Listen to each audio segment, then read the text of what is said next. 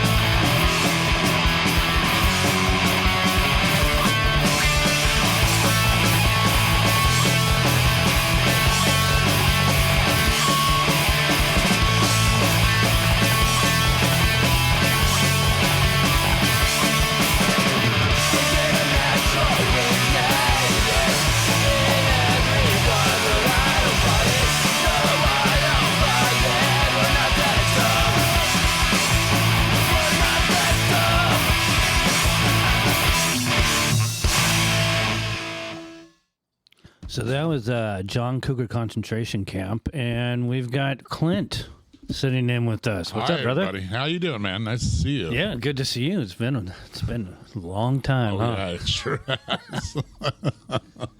So John Cougar concentration camp. What was the name of that song again? That was Not That Dumb. That's a song we recorded back in 2004, I think. Oh, okay. So, I'm an original member of that band, John Cougar Concentration Camp. Started with Chris Fields and my best friend Travis Milligan back in the short-lived house.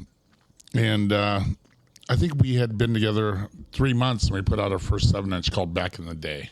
But, okay, yeah. But I was in that band from, 94 till 97, out of the band because I had family and kids.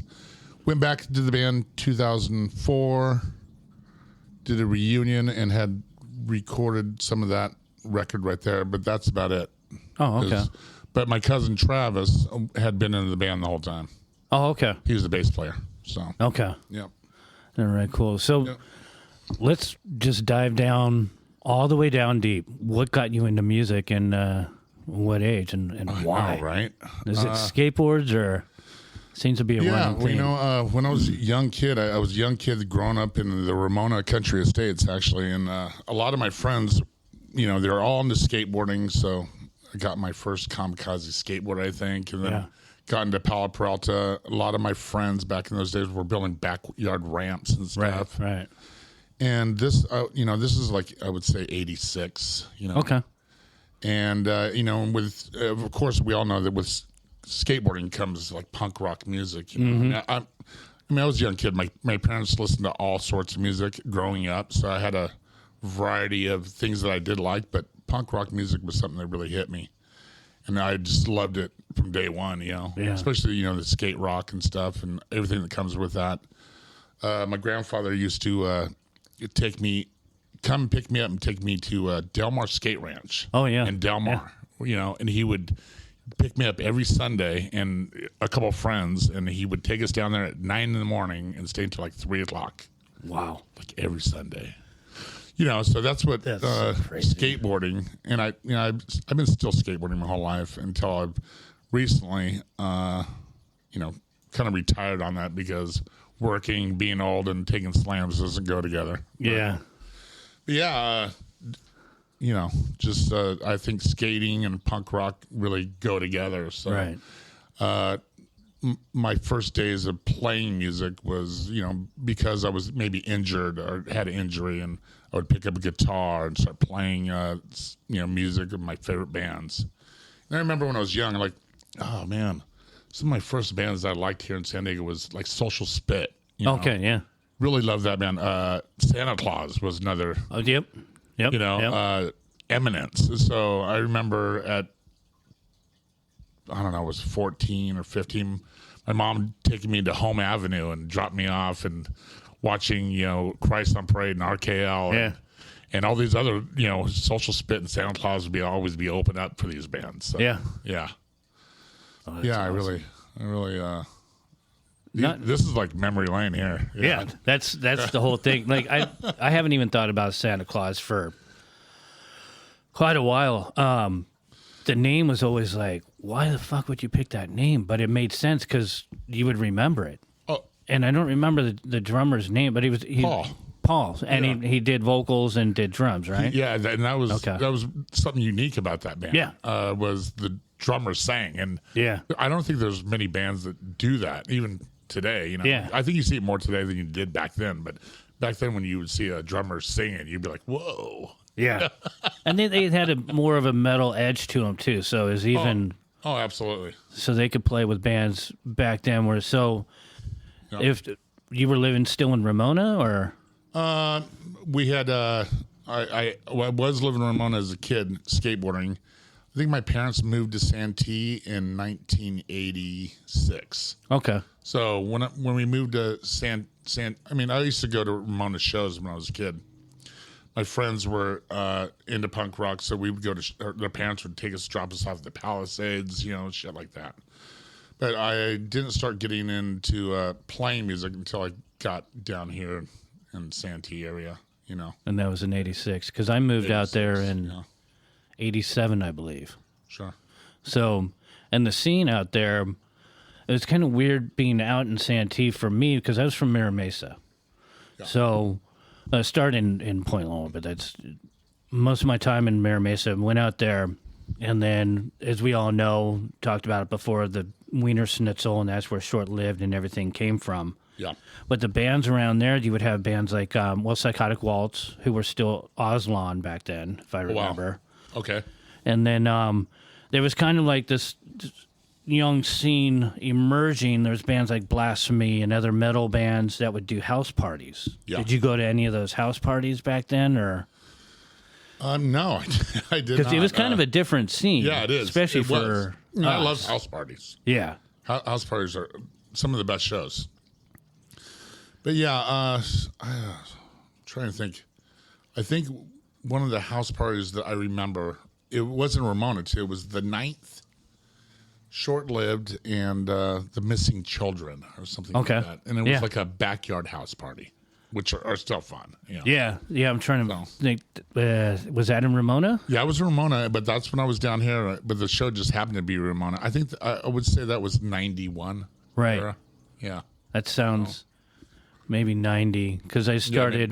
Because you remember the 9th had their place in Spring Valley called The Cave.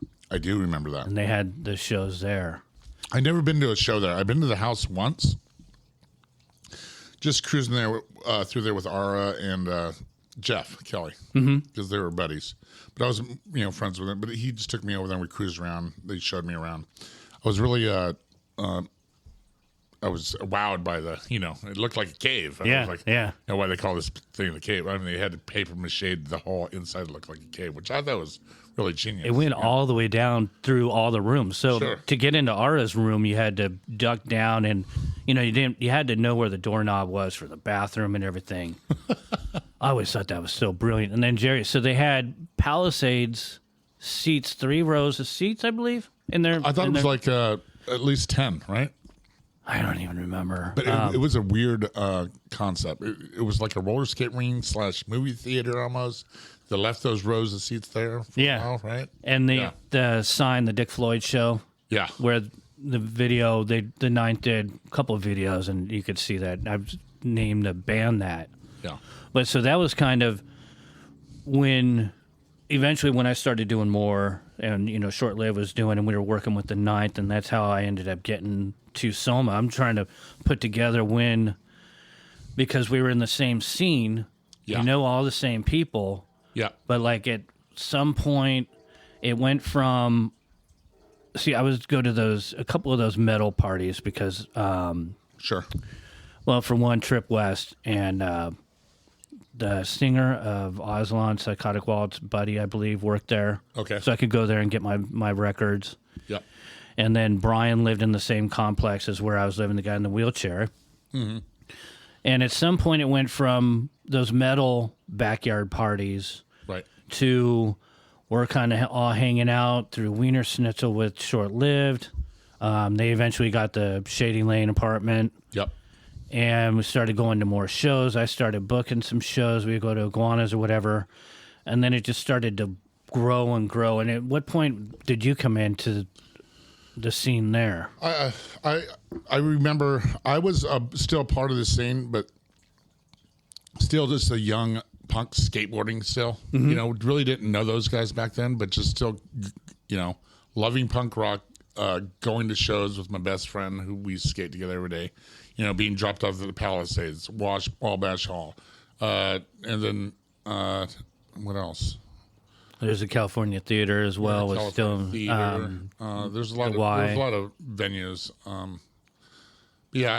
But as far as coming into the Soma days, I think it was after I met those guys in Short Lived. A lot of backyard.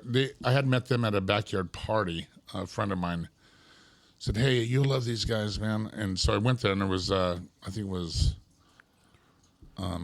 Dahmer's Diner, Short Lived, and Converter. Was the show. So, and Broccoli Shoe Shine. That was the other. Oh yeah.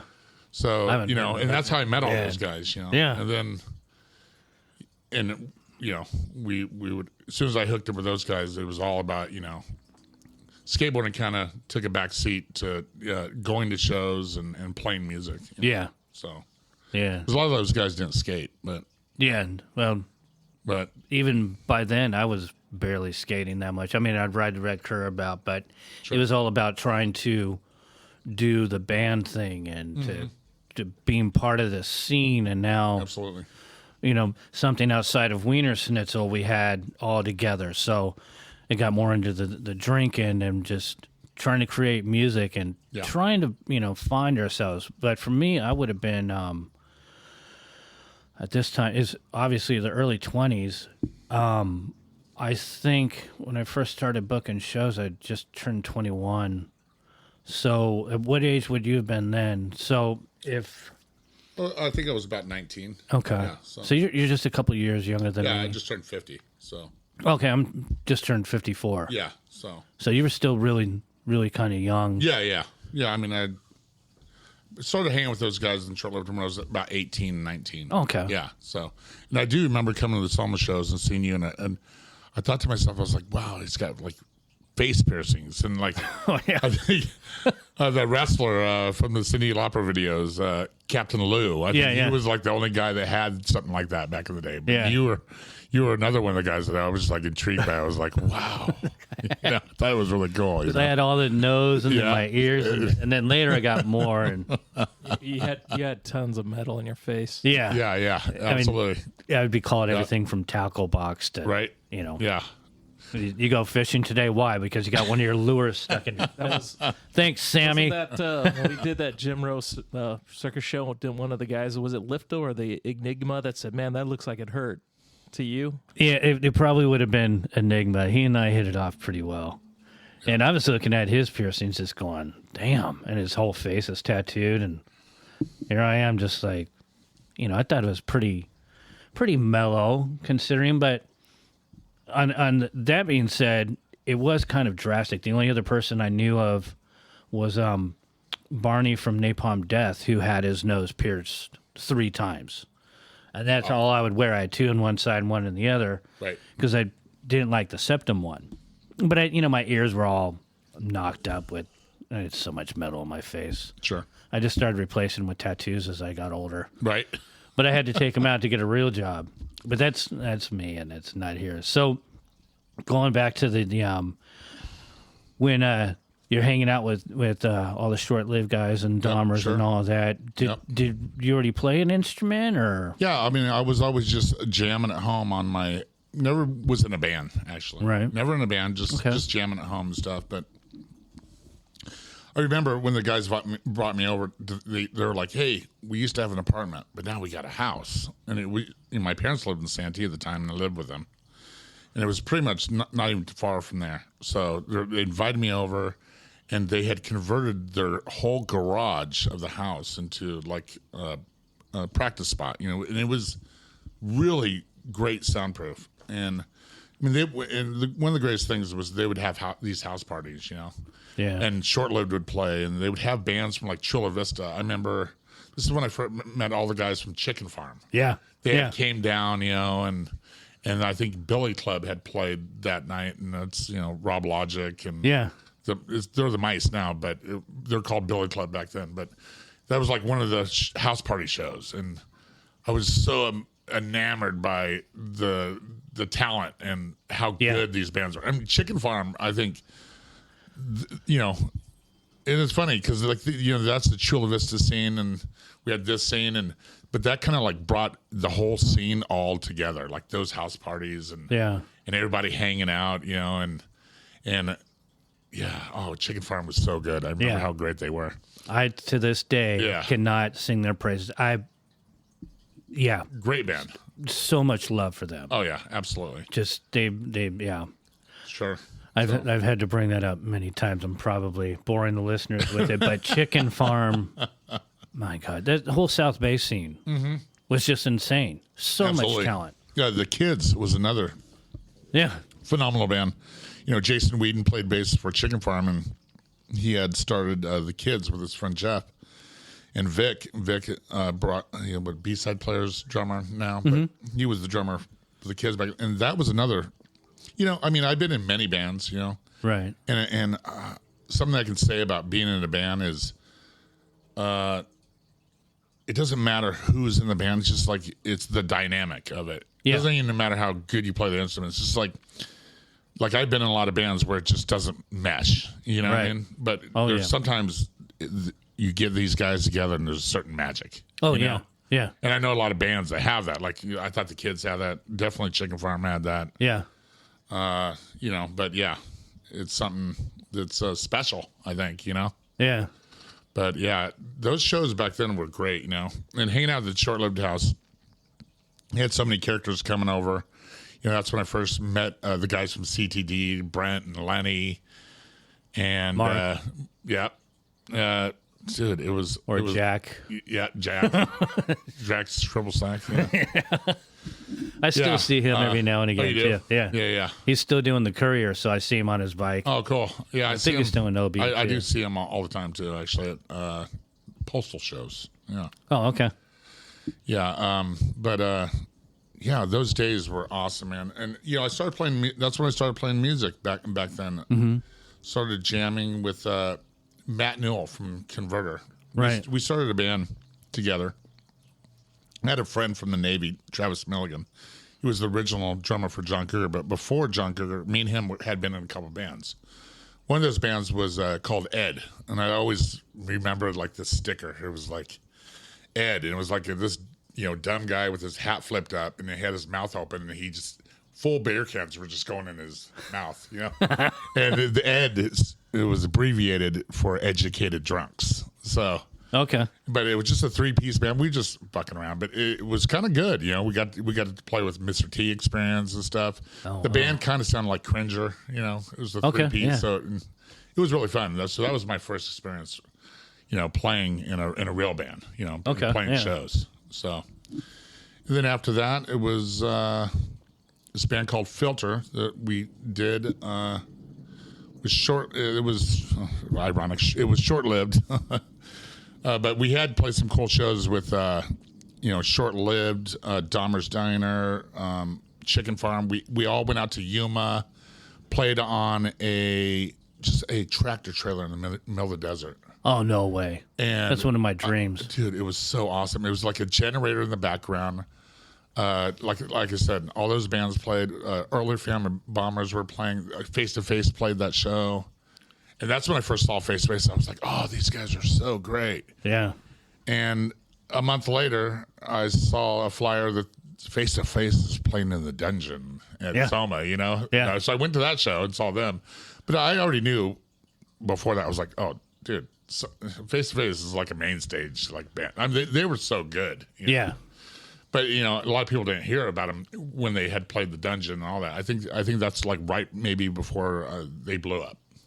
That's exactly. I don't remember how I even got a hold of them. Sure. Or maybe they got a hold of me. But that's that's how we had to start bands out and had to cut their teeth. Yeah. And then once they came through and started pushing, that put things to a different level. They were so much fun when we were all young. Yeah. Just when they would pull up in their van, they had this little thing.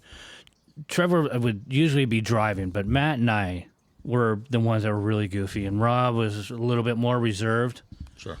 But they would pull up, of course, come out to meet everyone, just flick a quarter up in the air to see who can get it first. Whoever got it first, well, they were the first in line. And then piled on. It depended on Trevor's mood, obviously, but at least Matt and I and Rob would go for that quarter. It was, we just looked like idiots, but it was one of those things that made it so much fun. That was back before everyone was, starting to cut their teeth. And sure. So we're talking early days. This is probably, that would have been what, 90? 90. Okay. Yeah. Yep. Not 90. Yeah. So what'd you end up going from there? Were you still doing? Well, there was a break in 90 because I had moved up to San Francisco, lived with a girl in the city, and then moved back in, I would say, 91. Okay. So I got back in all those guys and started hanging out, at the short-lived house and stuff. So 92. Okay. So, yeah. But, yeah, I'm... You do any music when you were up there, or? No, I did not. You just kind of... No, just skateboarding and living and working and the girl. And the girl. Yeah. A girl that was 10 years older than me. I was 19, she was 29. She was doing you. It was a good gig. I mean, she got me a job at Victoria's Secrets. Oh shit. I mean, they called me the stock boy, but it was one of the best jobs ever, man. I was like, this is great. So I did the stock boy at Victoria's Secrets, and then did the hot dog cart during the day in the city, which is kind of fun. Wow. Yeah.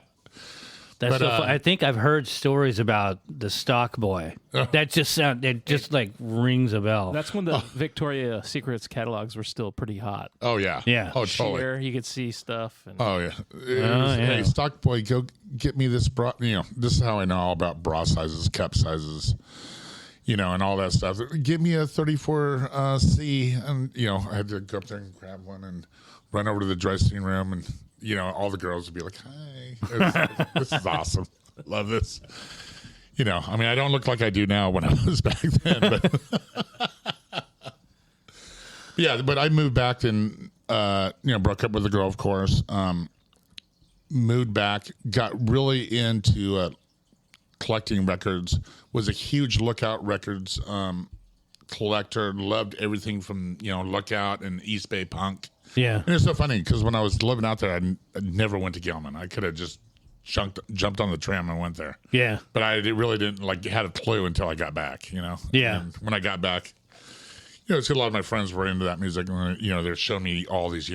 I remember Dennis B was into Sam I Am. He was huge, which is still one of my all-time favorite bands. I just love that man. They're kind of poppy, and Chris Fields always makes fun of me. He calls them college rock, but I think they're great. I think they did play once.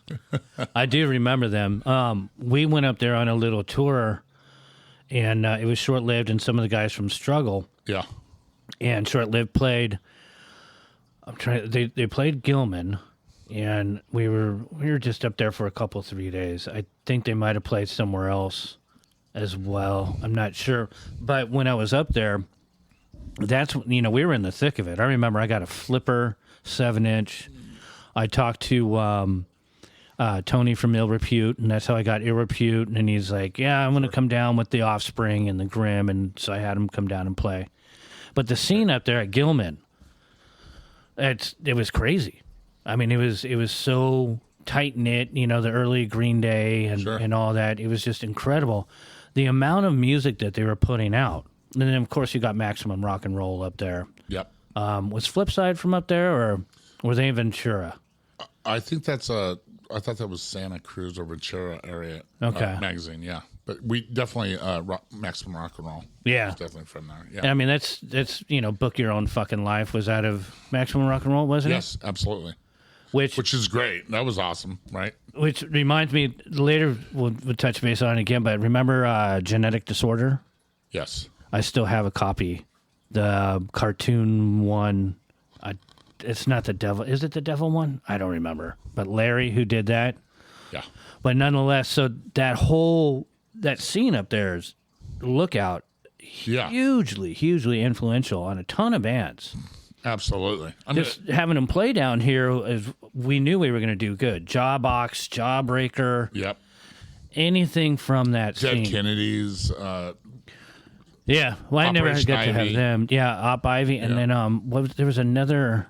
Then you get like Girls versus Boys. Yep. Monsula was another great band from there. God, there's so many great bands from up in that. So Yeah.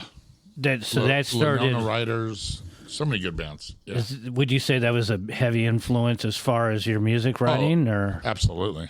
okay? Yeah, definitely.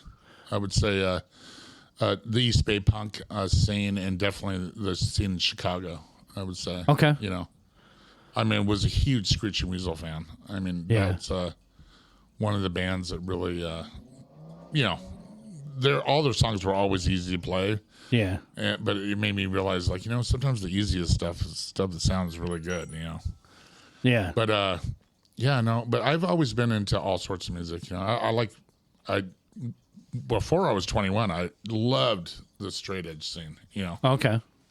I remember I lived in San Pedro right before I moved to San Francisco, and I used to go to this club called Toe Jams and see bands like Infest and Madball and Inside Out was a huge band. Zach Del Rosa from Rage Against the Machine, that was his band before Rage. Oh, okay. Yeah, they're called Inside Out. And it's funny, Inside Out was some of the guys from Force Down and Amenity, which came from San Diego. But they also were doing Inside Out with up in Long Beach. But it was a huge hardcore, Gorilla Biscuits, all that. I mean, they're from New York, but I loved all that. That whole scene was pretty awesome. I just love punk rock music. I mean, those were the good days, man.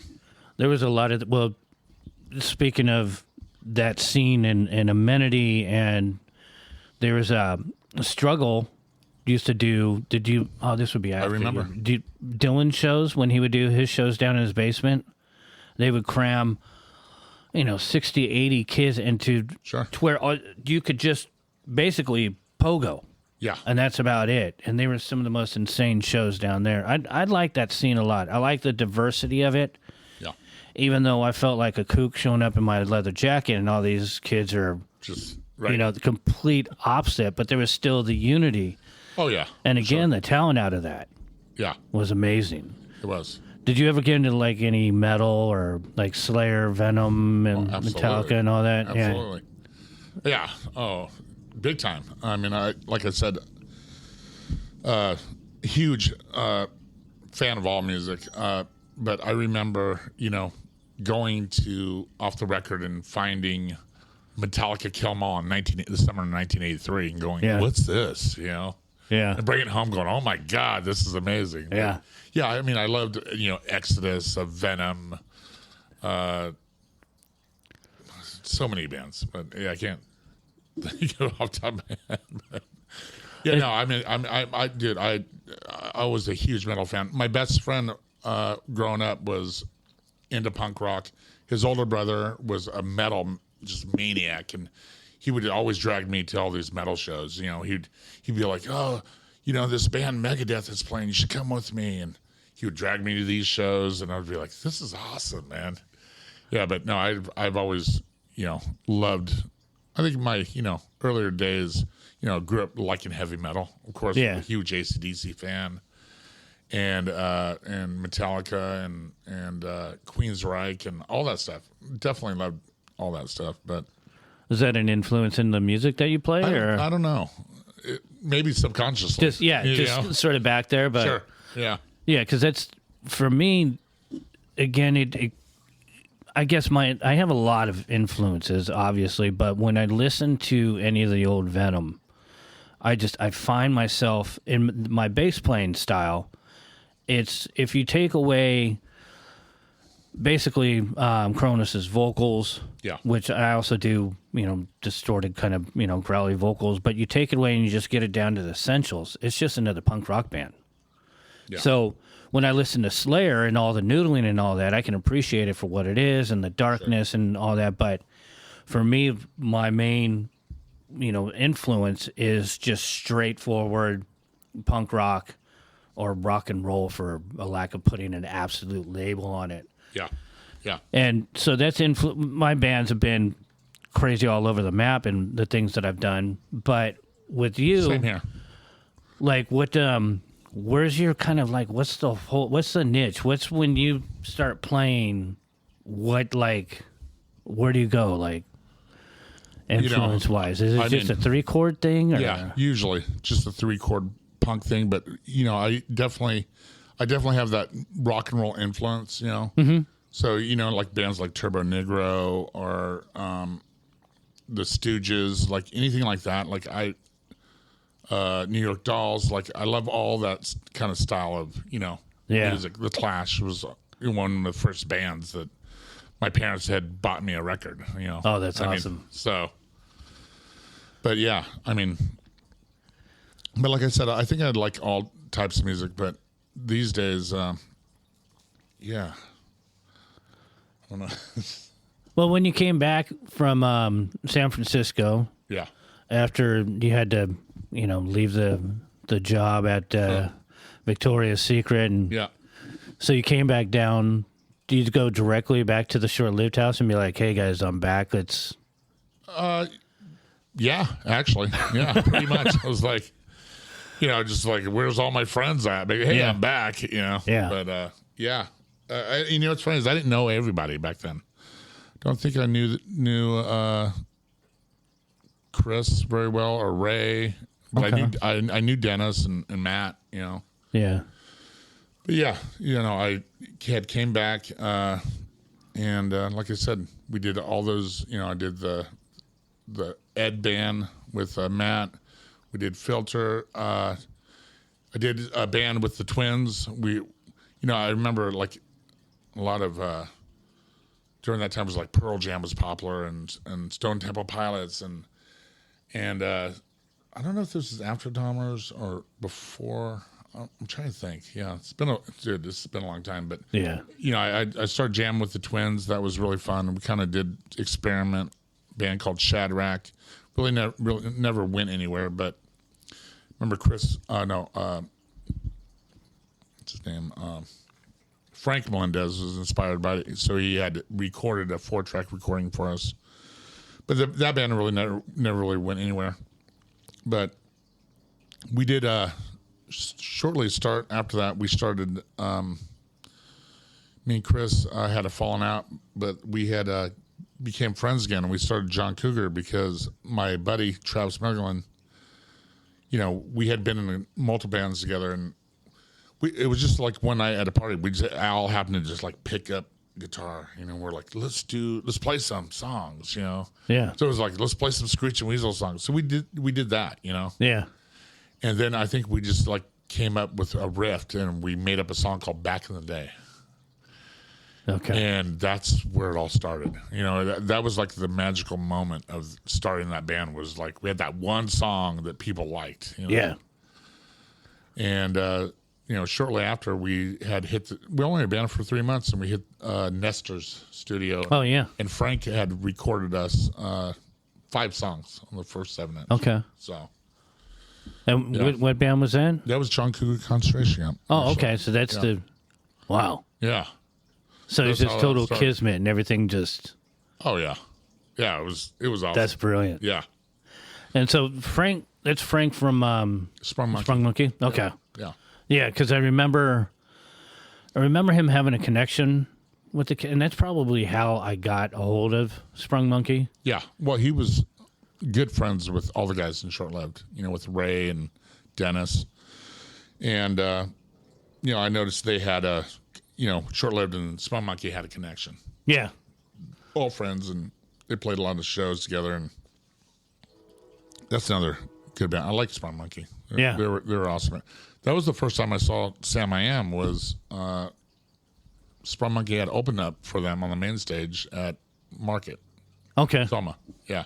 Yeah, I think it's in one of my. Actually, yeah, I think I took a picture and put it on the group because if I've been telling people, I found my old books. Yeah. So I got all the notes of everything I was telling you earlier, like Short-Lived Party, Ramona with the band. So that's all of everything that I was writing down as things were growing. I thought I lost them for a while because I don't have flyers, and I got rid of all the demo tapes, and I've got rid of tons of stuff because I never thought after I left Soma, I thought I'm not going to be, that part of my life is done. I'm doing this. I don't need this stuff. Sure. And now, as you can tell, as a collector, I kind of hold on to things a little bit more. Oh, right. I love all the skateboards and stuff. This is great. Yeah, and then I get the boardroom over there with my train, and there's stacks and stacks. And do you still talk to Lynn, by the way? No. It just blatantly come out with it. No. And he doesn't do anymore. He might be involved with the new one, but no, he no. Oh. I'm done with him. I don't. No. Yeah. I'm trying to be as. The reality of it is the damage that he had done, the shit that he had talked. There's things that I started to find out more and more as time went on. Sure. I definitely am in my own self. And it took me quite a few years and a lot of therapy to understand that there's just a lot of shit talked, and it just fucked with my head. I was young when I left Soma, and I didn't know what I was going to do with my life. And he kind of compounded it. He could have kept his fucking mouth shut. Sure. Yeah. And just, not try to... Jerry, what's a good way of putting it? To slander me and everything about me and put me in a category that I didn't quite fit in. Yeah. Trying to be as nice about it as possible. I hear you. I can go off. Yeah, I don't. Yeah, there's no love lost. Yeah. Well, it's funny. It's funny because we both left somewhat because of Lynn. Mm-hmm. Lynn was I remember he was not a very popular guy. He was just a stress case, and I mean, running a business, especially dealing with all ages, there's a lot of litigation. You never know when something's going to go down, and so I kind of get it where he was at, but at the same time, if it's going to stress you out, why do it? And I brought him back to the third Soma because originally it was Scott Rayner and I. Yeah. We wanted to, Scott's like, hey, if it wasn't for Soma, Blink wouldn't have been where they're at. So where we got our start. So when Golden Voice walked out on Metro, I was bummed, because actually Lynn had sold it and I was running it for Golden Voice. And then Lynn took off to go sailing. And a couple years later, I'm like, I was out tour managing and still trying to keep my foot in the door with music. And I'm like, shit, I really want to bring back Soma. So yeah, Scott reached out to me. Hey, I got some money. Let's do it. And we did. We brought Lynn back. And eventually we opened. Actually, this is a 20-year reunion for. I shouldn't say 20-year reunion. It's the new Soma's been open 20 years. Oh wow! Yeah. October 2002. We opened the new Soma, and I left in June of 2004 because I just couldn't deal with the stress that Lynn was throwing on me. And it's just like I put a lot of time, and every weekend, pretty much I was working every day because I worked my regular job, and then drove down from Oxnard to San Diego to run the building, and it was just too much. And then he had a psychological way of manipulating people, right? Pretty much to control. Yeah. So he was pretty abusive. The way he ran people down, kind of trying to keep them under him and trying to control them. Yeah. And that's not how you do things. I've always been a people person. My way of doing things was actually being friends with everybody, and there was no need for all the stress and just running people down. It doesn't get you anywhere really. But obviously it worked for him. But again, he's in his 70s. He's 72. August. I'm surprised he's still around because he just stressed out all the time. I'm surprised he didn't have a massive heart attack. Yeah. So I remember he wasn't a very popular person. Yeah. Remember he would announce shows and people were like, "Fuck you, Len," and it's so funny because he'd be like announcing and they'd be like, "No, fuck you," and everybody would just like shit on him. I always thought that was hilarious. Everybody has their issues. Len was a businessman and absolutely trying to run an all ages club in San Diego where pretty much all the venues are 21 and up. Yeah, no, they were. So and absolutely, I'll give it to him in this because we've discussed this before. We talked with Sammy, our old sound guy. He saw something in me. He let me go in there, book the bands, be the front person, minus the important people like the city people, until I was on the cover of the Tribune. But he let me get away with so much shit. Yeah, how many bands I booked. And I was just so in it. I didn't see the money. Like I was just talking with Mike Spent the other day because Mike's going to come on and we're going to talk. And I didn't make shit. I always had roommates. I would sometimes have to pay the guys for cleaning up out of my pocket, so I'd leave minus money. There was no money in it for me. I was homeless multiple times while working there. Yeah. He kept me under him enough, and I was naive enough and focused and drunk enough to just try to keep booking the shows because I wanted to create the scene, and I felt so obligated to do what I was doing for the scene, for all the bands. Sure. That was my life. To be shit on afterwards by him and then to be shunned so much. Well, I kind of expect it from a lot of these other promoters. Yeah. But unlike a lot of the other promoters in this town and other people running clubs and all that, I did not have a silver spoon. I had a plastic spork, and it was missing 2 teeth. I grew up from nothing. If it wasn't for skateboards and my art, I would have nothing. Literally nothing. I'd just in a bad place. So he gave me an opportunity to do what I did with Soma. And one of these days we're going to go over it again, and I'd love to have Ray Cam in to talk about it as well. Yeah. But when he gave me the opportunity to book these shows there, I did my thing. Yeah. And he tried to take me under his wing and have me, basically be more like him. There's no fucking way I could. Right. There's just no way. It's not. You don't even have a bone in your body to be like that. No.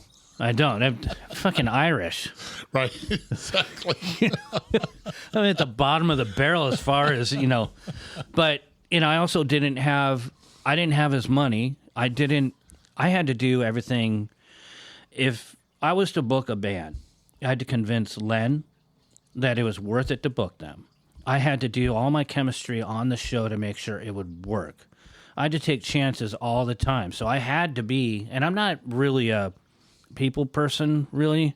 Yeah. I'm an introvert of many ways, but I had to come out of my shell. So he did enable me to do what I was able to do for the scene. But that being said, too, going back to he had the money. He drove around the Porsche, so it looked a lot more, higher up. So people like Mike thought I was making money. I'm like, no, dude, I'm not like these other guys. Yeah. Len's money was not my money. So I didn't have mommy and daddy paying for everything so I could start a club and book punk rock shows. No, I did. Everything was grassroots. So my approach with every band was grassroots. So as we started splitting the short-lived guys and we started splitting that scene. Yeah, please. Eye to eye. Right. Then I just I had to really stay in my shell. So I had a lot of things. We're talking a lot about Len right here, but this is something that we've never talked about. That's true. Yeah. So, there's more things that I need to know about as we go. And what's funny is, I've known you for a long time, and everything you're talking about, I've recognized those transitions. Yeah. And from even, Give me chills. from Union and then going to Metro, because you were still there at Metro. Yeah. And I think this is where Len wanted you to take more control or be more like him. Yeah. Which a lot of people kind of, jokingly, maybe behind your back, said he's trying to be like Len or whatever. Mm-hmm. But I could just tell that you weren't comfortable with that. You always want to do it your own way. Oh yeah. I'm getting chills thinking about it right now. Exactly. Yeah. And one of the things that I hated the most, which I'm pretty sure is kind of already known, is I hate rock stars. Fucking despise them. Sure. Fuck you. Fuck your money. Fuck your band. When you come and play Soma, you're playing for our people. This is my house. Yeah. Treat it with respect. Sure. Do your thing. Do your band. Do you. Don't change for anyone. You respect me. And if I have Len coming and yelling at me because you done something or whatever, don't put me in the fucking... I would like to get back to the short-lived house and all that stuff because it's so funny because I don't know what it is. My older age, the timelines start getting fucked up, and I start brain farting. But, dude, what were some of the worst bands? I mean, as far as just rock stars or it played it so much. Didn't listen to the rules. Trashed the green room or just like you were like, we're not having them. Pennywise. Oh, really? Pennywise. Straight up. I know this is gonna bite me in the ass, and no, I'm not putting my archives in their fucking museum. Right. Fletcher. Number one, the fans of and their crew and Pennywise walked all over me. Like as if I was the doormat, and then they would go to Len. Len tried to get Fletcher to kick my ass in the back of Soma. He told him straight up. He goes, Fletcher. That's kind of my El Duce voice, but he's like, he told Fletcher, and this is so diluted at this point because I've told it so many times. Sure. He basically just told Fletcher that I don't like it when Pennywise plays. And so he says, Fletcher's looking at me, he's, 17 feet tall, and he's looking at the top of my mohawk and straight through my brain. And I'm thinking, I'm going to have to fucking climb up this guy and frickin' punch him in the head and then run. Just straight up his leg like a little cockroach and punch him and run. And then I'm going to have to frickin' drive my car through Soma and hopefully hit Len. This is bullshit. I'm a little bit more dramatic right now because I could tell someone that's never heard this story. But sure. The long and the short is Fletcher asked, what the fuck's up with that? So you guys come in here, you disrespect me, you disrespect the club, you guys are fucking rude, and then I point at Len, and then I have this fucking asshole yelling at me for the shit that you guys pull. I go, that's fucking bullshit or something like that. I don't remember word for word. Yeah. Essentially, that's what it was. Is that all you have? Just Pennywise? No other. Oh no, I'm just getting started. I'll just some shit out. No, we're gonna need it too. When Flipper played Metro, no, they played Union and Market. So the bass player, I think it was bass player singer at that time, because they've gone through so much. He was coming down. He wanted drugs. Fucking Len tells me, well, you're a punk rocker. Go get some fucking drugs. I'm like, I don't fucking do drugs. I was, for one, this is going to come out eventually, but I was clean off of dope. I used to do meth, and then I stopped in 86 because I went to jail and I fucked up. So I was clean. Right. I drank. I didn't even really like smoking pot because I didn't want to be a fucking hippie. So Len's yelling at me to go and get some drugs for him to make him go on stage. And one of the crew or someone's like, you just go play. You're a bass player. You can just go. You know the songs. I'm like, I got a 7-inch. I don't know. And I got to do my thing here. Yeah.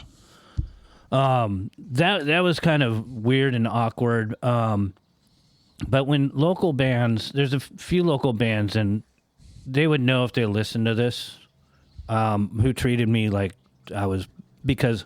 Hold on, they're like, please don't say it. Well, I'm not going to call them out by name, but they would, because you deal with me until you get so many people, and then you start playing the main stage. And this is something I found out from other bands that Len had really poked and prodded, like, sure, you just got to deal with him, and then you can deal with me. Then you really make the money. So he might as well have just said, start with him because no one else will give you a chance ever in this fucking town once you make money. I'm going to take you on. Right. But it's kind of glamorizing it. But it was true. A lot of bands just treated me like I was beneath them because they started to become rock stars. Right. So we'll just do a gloss over on that. Megadeth, when I had to have a backstage pass to be where I worked, that pissed me off. That was really pissy. I can't. There's. Well, not only that, with the Megadeth show, we had a New Year's Eve show the night after that, or the morning after that, I should say. Oh yeah, so that means we had a the raves. I lost my mind when we had to do those fucking raves. But as far as bands, I mean, right now I'm remembering the good ones, like kicking the ball with the guys in Radiohead out in the parking lot. Not with Tom, but with the other guys.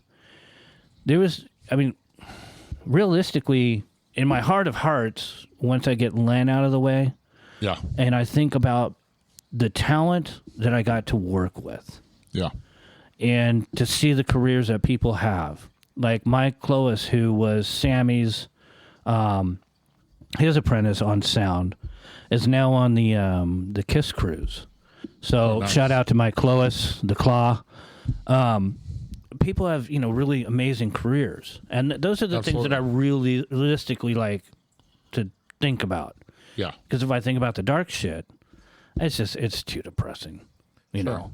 Yeah. And hence was like having people like you come in, because we've ran in that circle. Yeah. Yet I don't even know, when I'm looking through all of this stuff. See, I'm getting chills again. When I'm looking through the videos and stuff that you sent me, I'm just blown away. Yeah. So much talent, and it just, why am I not doing this anymore? So, Right. But if Jerry and I can sit and talk with people, Yeah. that's what it's about now. The shit show and all that. Let's do a couple more bands that were a pain in the ass, Jerry. What do you? I know you got. Okay, so Metro, for one thing, Metro was in a cul-de-sac, and it had other businesses around it, Yeah. which we had to deal with. My whole thing is never disrespect the house. We'll respect your band if you respect us. So Yeah. pretty simple. In any venue I go into when I tour, I'm not going to go and fuck things up because I might be going back there, Absolutely. So I wanna dish the shit out. Are you gonna do Super Suckers? That's that's one of them. You read my mind. Super Suckers had a tour bus, and if anybody remembers our little backstage area for where the buses pulled in, I remember. you There loaded was a in. little chain link fence area back there. Yeah. Well, Yeah. for some reason, I don't know, maybe it wasn't even the Super Suckers, maybe it was just their bus driver. They decided to dump their sewage, their tank, in the parking lot in the back. Holy moly. That is totally fucked up.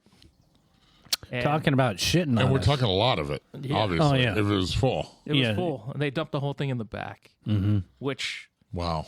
pissed me off. And then also attitudes or egos. We're all human. Yeah. There's no need for that shit. No. Yeah. And actually, to me, I think musicians actually have less of an ego. It's more actors that have egos because they're not themselves. They're always acting. Yeah. Where musicians are who they are, unless you have this fake stage, presence or whatever. But Yeah. so my other problem band would be the Aquabats, because they like to light off fireworks during the day. Outside around our businesses, all we need is the cops coming because they're illegal in San Diego. Right. So I had that problem. They were just kind of out of control, kind of kooky guys. But Yeah. the only guy that was really cool in that band was Travis. Travis was always laid back, and he'd always apologize to me when they're doing shit. Sure. And he was from Riverside, so he knew. Because I don't think the other guy, I think the other guys were from out of state. Right. The other band I had problems with, which are now friends of mine, would be, at the time they were River Phoenix. They became Phoenix TX. Okay. They were opening for Blink 182 when Blink did the shows there with Unwritten Law. It was supposed to be 2 nights. Yeah. And originally, Mark got sick on the first 2 nights, so we had to cancel the shows. You weren't there. That was when Golden Voice was running it. Yeah. So these guys from Texas, from Houston, Texas, Phoenix TX, came in and they decided to fuck the dressing room up. They took the condiments, ketchup and mustard, and shot them all over the walls. And I was like, who the fuck did this? And I'm like, fuck you guys. You never play here again, blah, blah, blah. And then they totally said, they totally apologized. And I'm like, you don't disrespect the house. Yeah. Right. And then I think the other band I had issues. Sublime. Well, I never had problems with them. I did. They were just always wasted. Which now I understand more because we're talking with the original drummer, Adam from Slightly Stupid. Were you there when Madball played? And was Scar? They brought Scarhead out, and Scarhead. They basically went around and tagged all the businesses around our area, and Lynn actually threw them out. Yeah, I think. Oh, ICP was another one. But that's the thing is, I mean, at the end of the show, and this is the dark side, but at the end of the show, I had people who, well, I mean, Jerry did it. My guitarist did it. There's a lot of people. There's some joke in there, but I'm not going to go there about doing it. But people would help clean up the lots. We're talking from 7-Eleven all the way up past Coke, just under USD. That whole area had to be cleaned. Had to make it look like there was no show there. Otherwise, the community would slowly start slipping and then give us more and more problems. Graffiti was a huge problem. Drinking in the parking lots was a huge problem. Yeah. The thing about any of that is, but none of us knows as a kid, if you're really nonchalant and you're just sitting there having your beer in your car, sure, you're not going to get fucked with. That beer bottle comes out, breaks. I remember that was a huge thing in the downtown Soma. It was a lot of the underage kids would drink in the parking lot, and then but back there, no one cared. Break the bottles on the fucking parking lot. Like, that's how you get burnt, you know? Yeah. Like, and back there, we got away with so much down there. But Metro was, because it became. It is now what it is, but back then, people don't remember what it looked like back then. Remember, it looked like a dark alley you'd be killed in. Yeah, well, it's like the building. It was scary. It was scary. The building where the loading docks are next to us. Len and I went in there because we were always looking at expanding. Like right now, I heard there's some problems with the California Theater. They had to clean it out, and the owner is responsible for doing something with it. Yeah, we looked at the California Theater as a possible next Soma. No parking. Yeah. That was kind of me. Mike Nevison, the head of security, and myself would each be given a floor, and we would run it. Because, again, I don't know how I got so much liberty, but half the time, near the end, when, we got to get back to the lot stuff, but, I was basically running the back. Mike was running the front. Len would just kind of show up and then leave.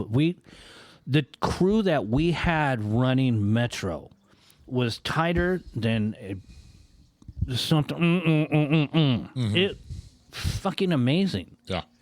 I mean, the people, like I said, with the cleaning up of the lots, so there might be 5 or 6 people. They would get in for free or whatever, or like Jerry would end up doing security and then cleaning and then moving up and up and up and up and up and up. Sure. But the lots would have to be cleaned, and sometimes I'd get money from Len, sometimes I wouldn't. Yeah. But we had to make it look like it wasn't a freaking punk rock club, which by then it kind of really wasn't. It was more, especially in my mind, it was about just creating a scene, a safe place for the kids to go to. Sure. A place for talent to cut their teeth. Right. To learn how to do that. So you play with me, you get a certain amount of people, you walk on me, you go up to Len, but you still have to deal with me every freaking time you play. Sure. And you grow and you start making money, you start getting bigger and bigger, and then, millionaires. And, like Green Day, when I brought them in, that was because of Jenna. Oh, yeah. Jenna's the one that said, hey, can you book these guys? Oh, really? Yeah. Yeah. That's crazy. See, again, right? The chills. Dude, we've been like... I remember going to see Green Day at Shea Cafe for $3. Yeah. And they played with like a lot of, East Bay punk bands inside.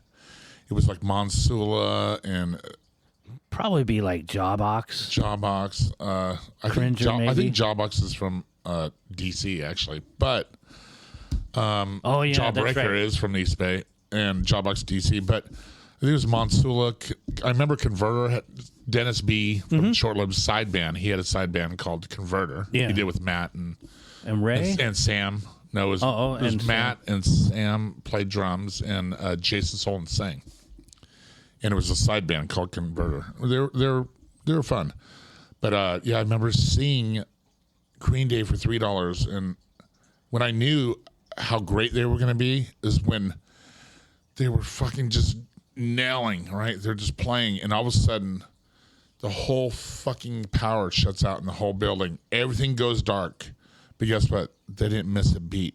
The drummer just starts tapping, and you can hear their strings like still going, and they're just still singing, you know? Yeah. And all of a sudden, about 10 seconds later, boom, the power hits on, and they didn't miss one beat. Boom! They're still going. Song's still going. I'm just going, holy fuck, that was so awesome. And that's back when they were still hippie kids. Yeah, that's when they were still riding in vans, you know. I think Kerplunk had just come out. Oh, okay, yeah. But before Dookie. The bookmobile that they were on a bookmobile. I think that's what they called it. Yeah. Yep.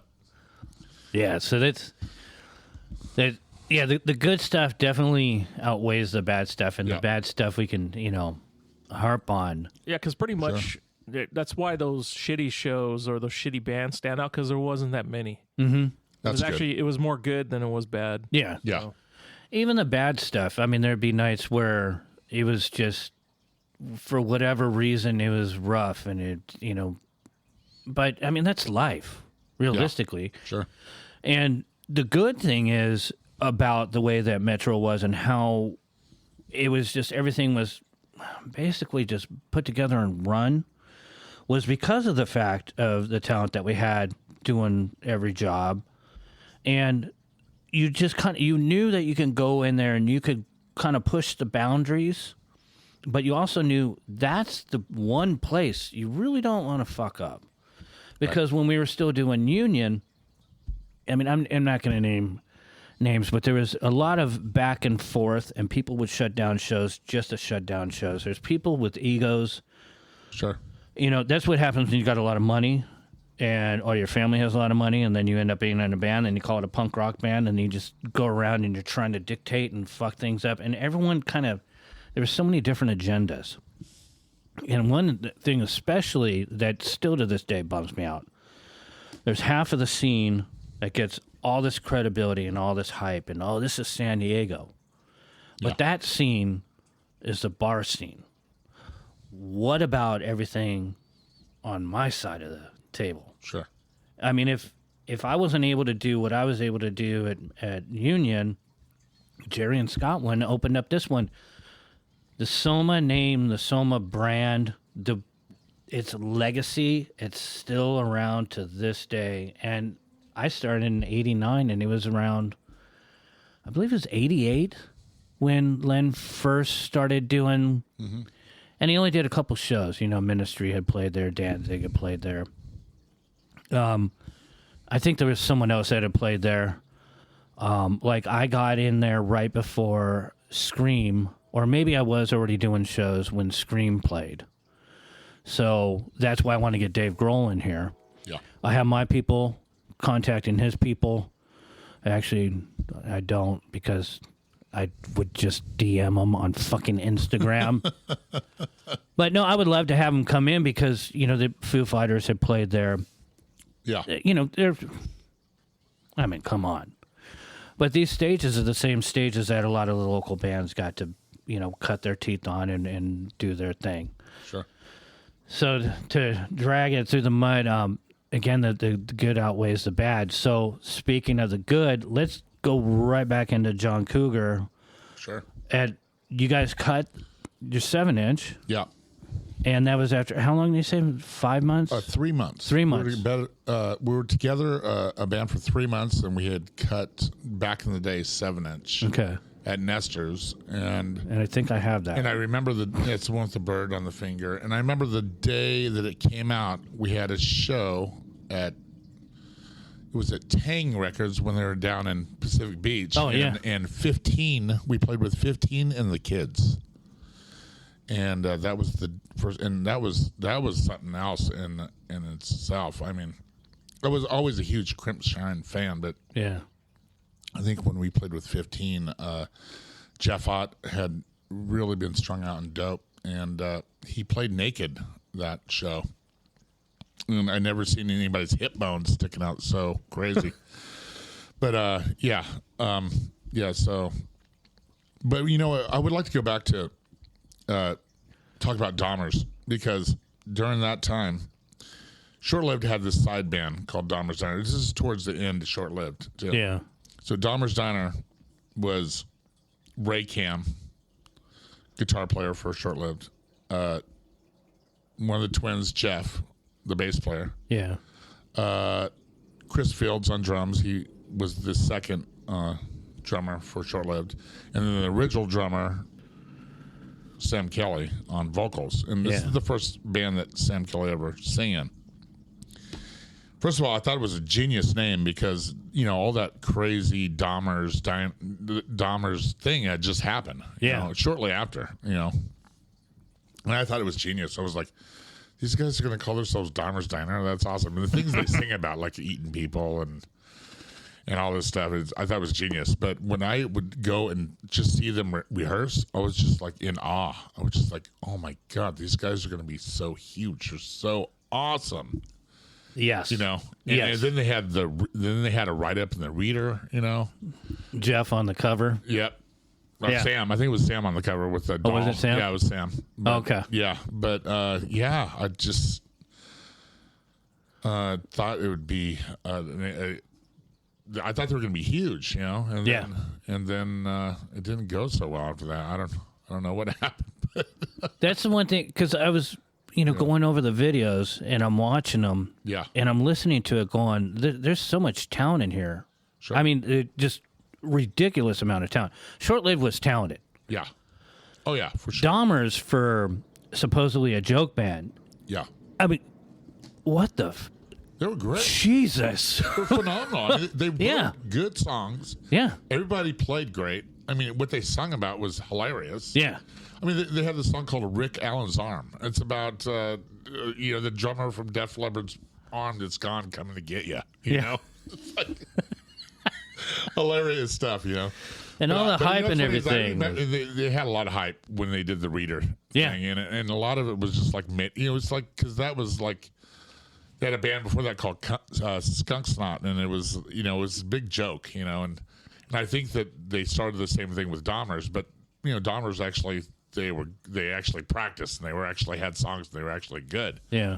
But I do remember them playing the main stage in Soma, and they played with Sandy Duncan's Eye or something. Yeah. But they had gotten, mouthy with the crowd, and there's some skinheads that wanted to beat them up, and that's right. You remember? And then, Sam was saying stuff to the skinheads like, you look like you suck a big dick, and I bet you I suck a bigger dick than I do, and all this, or you suck a bigger dick than I do. Like, he was just like riling the crowd up, Yeah. Which was not a good idea because, you start riling the crowd up, like, calling people. Especially not there. I know, exactly. Yeah. It wasn't going to end well with them. So I think they had to be escorted off the stage and into the van right afterwards. Yeah. So. Yeah. And that was part of the beginning of the tension, because I did everything I could to try to get whatever band they were doing to play. Right. But they also understood, because one thing that's not really talked about that much is we did have a huge skinhead problem in San Diego and, all over the place. But they were a certain amount of them were allowed, I guess a nice way to put it is at arm's length. You can come here. We will gladly take your money. I really don't know the reasoning behind it other than another head in the audience. And I've heard that there was kind of a scary element to have them at shows has been bandied about but nonetheless, they were at some shows. Yeah. I've actually had some run-ins with a couple of the ones that ended up, their views sucked big time, but I was able to express to them. I remember once just telling someone, he, confronted me because they always look like they're just going to come up and freaking try to eat your head and just devour you all the way down, which I never understood. It's like, you guys are just, what the fuck? Yeah. You guys are jocks. Right. With shaved heads. With shaved head. Yeah. So I had to explain. Someone had confronted me, and I just explained, well, you don't disrespect the house. You're cool. My views are not like yours. I'm a fucking punk rocker. That's, I'm not a skinhead. Period. You don't fuck with me or whatever. It's probably a lot shorter than that because it's probably scared shitless. But nonetheless, I guess I gained some respect. Sure. But if you're going to go up there and you're going to antagonize them, and then plus, there's not just the skinheads, there was the Sueys. So you got DWK Right. and other people just come in, they just to fuck with the show. And then you got other skinhead groups. Because, like you had Sharp that didn't like the other skinheads. Yeah. Then it's a real issue. I remember seeing, going to a lot of shows and having problems with, meathead skinheads in the pit, like just picking on people and not cool. But I've never been a huge fan. Yeah. Sam knew how to push the right buttons, though. Oh, absolutely. Right? So that's another thing of the Bruins, and I think that was probably one of the last shows at the Union location, if I remember correctly. I was talking to someone about this. I think I was talking to EJ. But nonetheless, that was at near the end because they were doing the development across the street. So then we had to find another place. Yeah. And then the two places that we rarely talk about is when we did a couple events at the Scottish Rite Center. Okay. Didn't JCC play there at one of the shows at Scottish Rite Center? I think we did. I'm trying to think who we played with. It would probably be Sprung, Buck 09, Ghoul Spoon. Yeah. Yeah, I remember. Yep. Okay, because one of those I was sick as a dog. Yeah, and then, of course, it would have to be Unwritten Law. Yep. I know those flyers are floating around somewhere as well. We played that. Yep. This is early Cougar days, too. So that would be a decent stage. Yeah. That would have been 94. Okay. Yeah. 94, 95, I think. Yeah. Well, it would have been early 94 because that's Metro opened mid 94, I believe. Yeah. So it was that gap between closing. That's when we were scouting Union at the location. Because most all the good shows ended up going to Iguanas. Yeah. So, I'd have to go to Mexico to catch some pretty good shows. That would have been at Soma. I got a crazy story about going to Iguanas, which was in a sense from the Short-Lived House. So Connie, you know Connie, right? So Connie, Matt and Connie, Matt and Connie. Connie lived at the Short-Lived House, and I don't know if it was her, but she had brought art. So they had this big. It was going to be the Epitaph show, and it was like the mains bands was. The Offspring Smash just came out, so they had blown up, and of course they were going to have, and everybody's I think record at that time had come out, so they had they had Offspring, Pennywise, Rancid, and RKL because RKL was on their album had came out, Nightmare on something Elm or something like that. I don't remember. It was the Epitaph Records, anyways. So they had came down and stayed the night at the Short-Lived House. We ended up partying all night, having some me and the bomber, the bass player, we were sliding down the ice plants on cardboard boxes and shit, and just being stupid. But I had bought this Ford Galaxy 500 from Ray Cam. Okay. The old boat, Oh yeah. So they were like, "We need a ride, Clint. Will you give us a ride? We'll get you in the show." So I was like, "Okay." So I literally got RKL in my car and we drove down to Iguanas. I drove into Tijuana. I drove everybody into there, parked in the parking lot, and go backstage, and it was funny because that's the first time I got yelled at by another band. It was so I guess RKO and Rancid had their own little area, and they were not Sprung Monkey, but Offspring and Pennywise had their own little area. Well, the areas are kind of close together, right? And one of the guys is like, "Hey, go get a beer. There's a cooler over there." I'm like, "Which one?" They're like, "That doesn't matter, right?" So I'm like, "All right." So I go over there and like open the cooler, like looking and stuff, and I'm like, grab, and all of a sudden this dude's like yelling at me. He's like, "Dude, why are you in our cooler still in our fucking beer?" I'm like, well, those guys. He's like, "No, there's shit's over there, dude. Get the fuck out of." And then I'm like, "Who was that?" And it was. I guess it was Dexter from Offspring yelling at me like I was still in his beer. It's like I remember this. That there's a few incidents of that.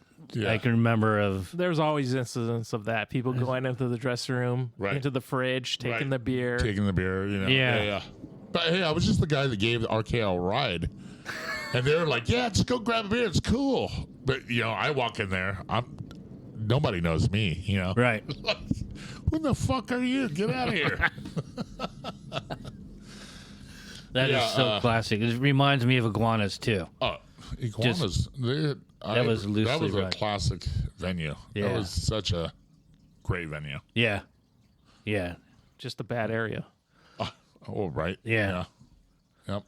But, so, getting back to, did you ever play Iguanas? No. Okay. No, never. With none of the bands? No, never. Because we did a short-lived show there. I think it was the Down by Law on the 9th? Or... Down by Law the 9th. I think it was the Bad Religion show, actually, that played down. Bad Religion and Down by Law and Short-Lived. Short-Lived, yeah. Because I remember the Down by Law show was at Union.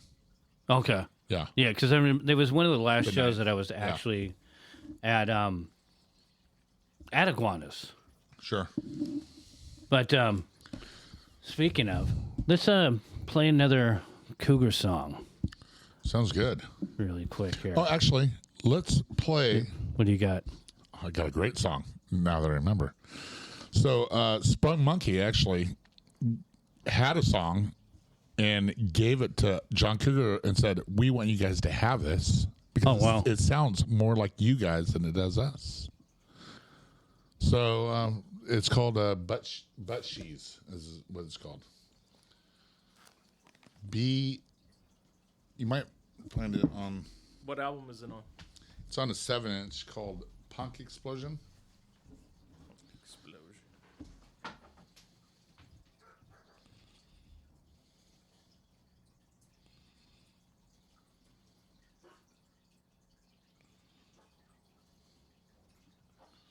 Yeah, I can't find it. You have it on YouTube? No. Yeah, you might want to find it on YouTube. It's because it's on a 7-inch, and I don't know what John Cougar has on Apple Music. Because I don't do Apple Music, I do Amazon Music. But I think it's the same thing, actually. Usually, if you have it on Apple, you have it on Amazon. Yeah.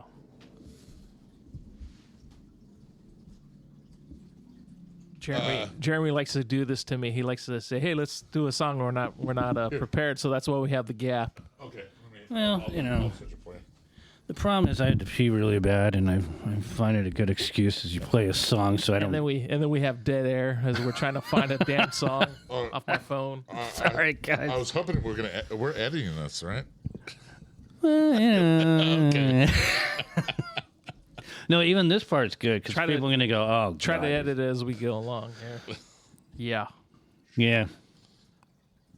When nature calls, you got to go. But the good thing is we get to hear more music.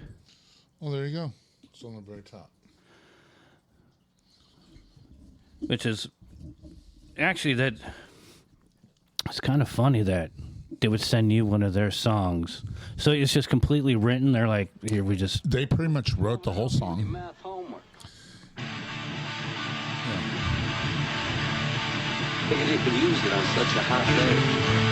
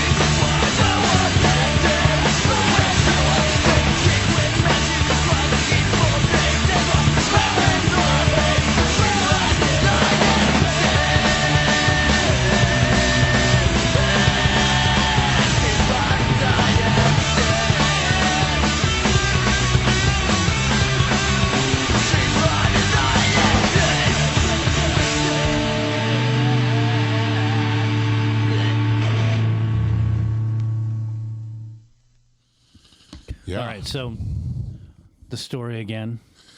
Yeah, so I think Frank Melendez had written that song, and after he had left the band, I think that one of the guys from Small Monkey were like, hey, we're not going to play this song so you guys can have it, you know, because it sounds more like you guys. So we're like, okay, well, Yeah, and we'll take it, you know, and Chris had shown us, you know, Chris had practiced the lead and was like, oh, it's a great harmony. Let's do this.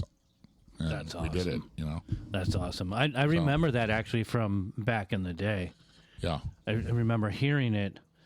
But, you know, the story behind it, I would have had no idea. Right. Because Yeah. if you think of it being a sprung song, I mean, I could see Steve singing it. But Absolutely. It's definitely a Cougar song. Yeah, For sure. You know, with Chris's vocal style and all that.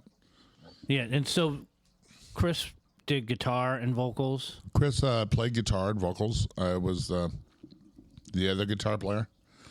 And my cousin Travis played bass. And Travis Milligan played drums on the first record. He was in the Navy.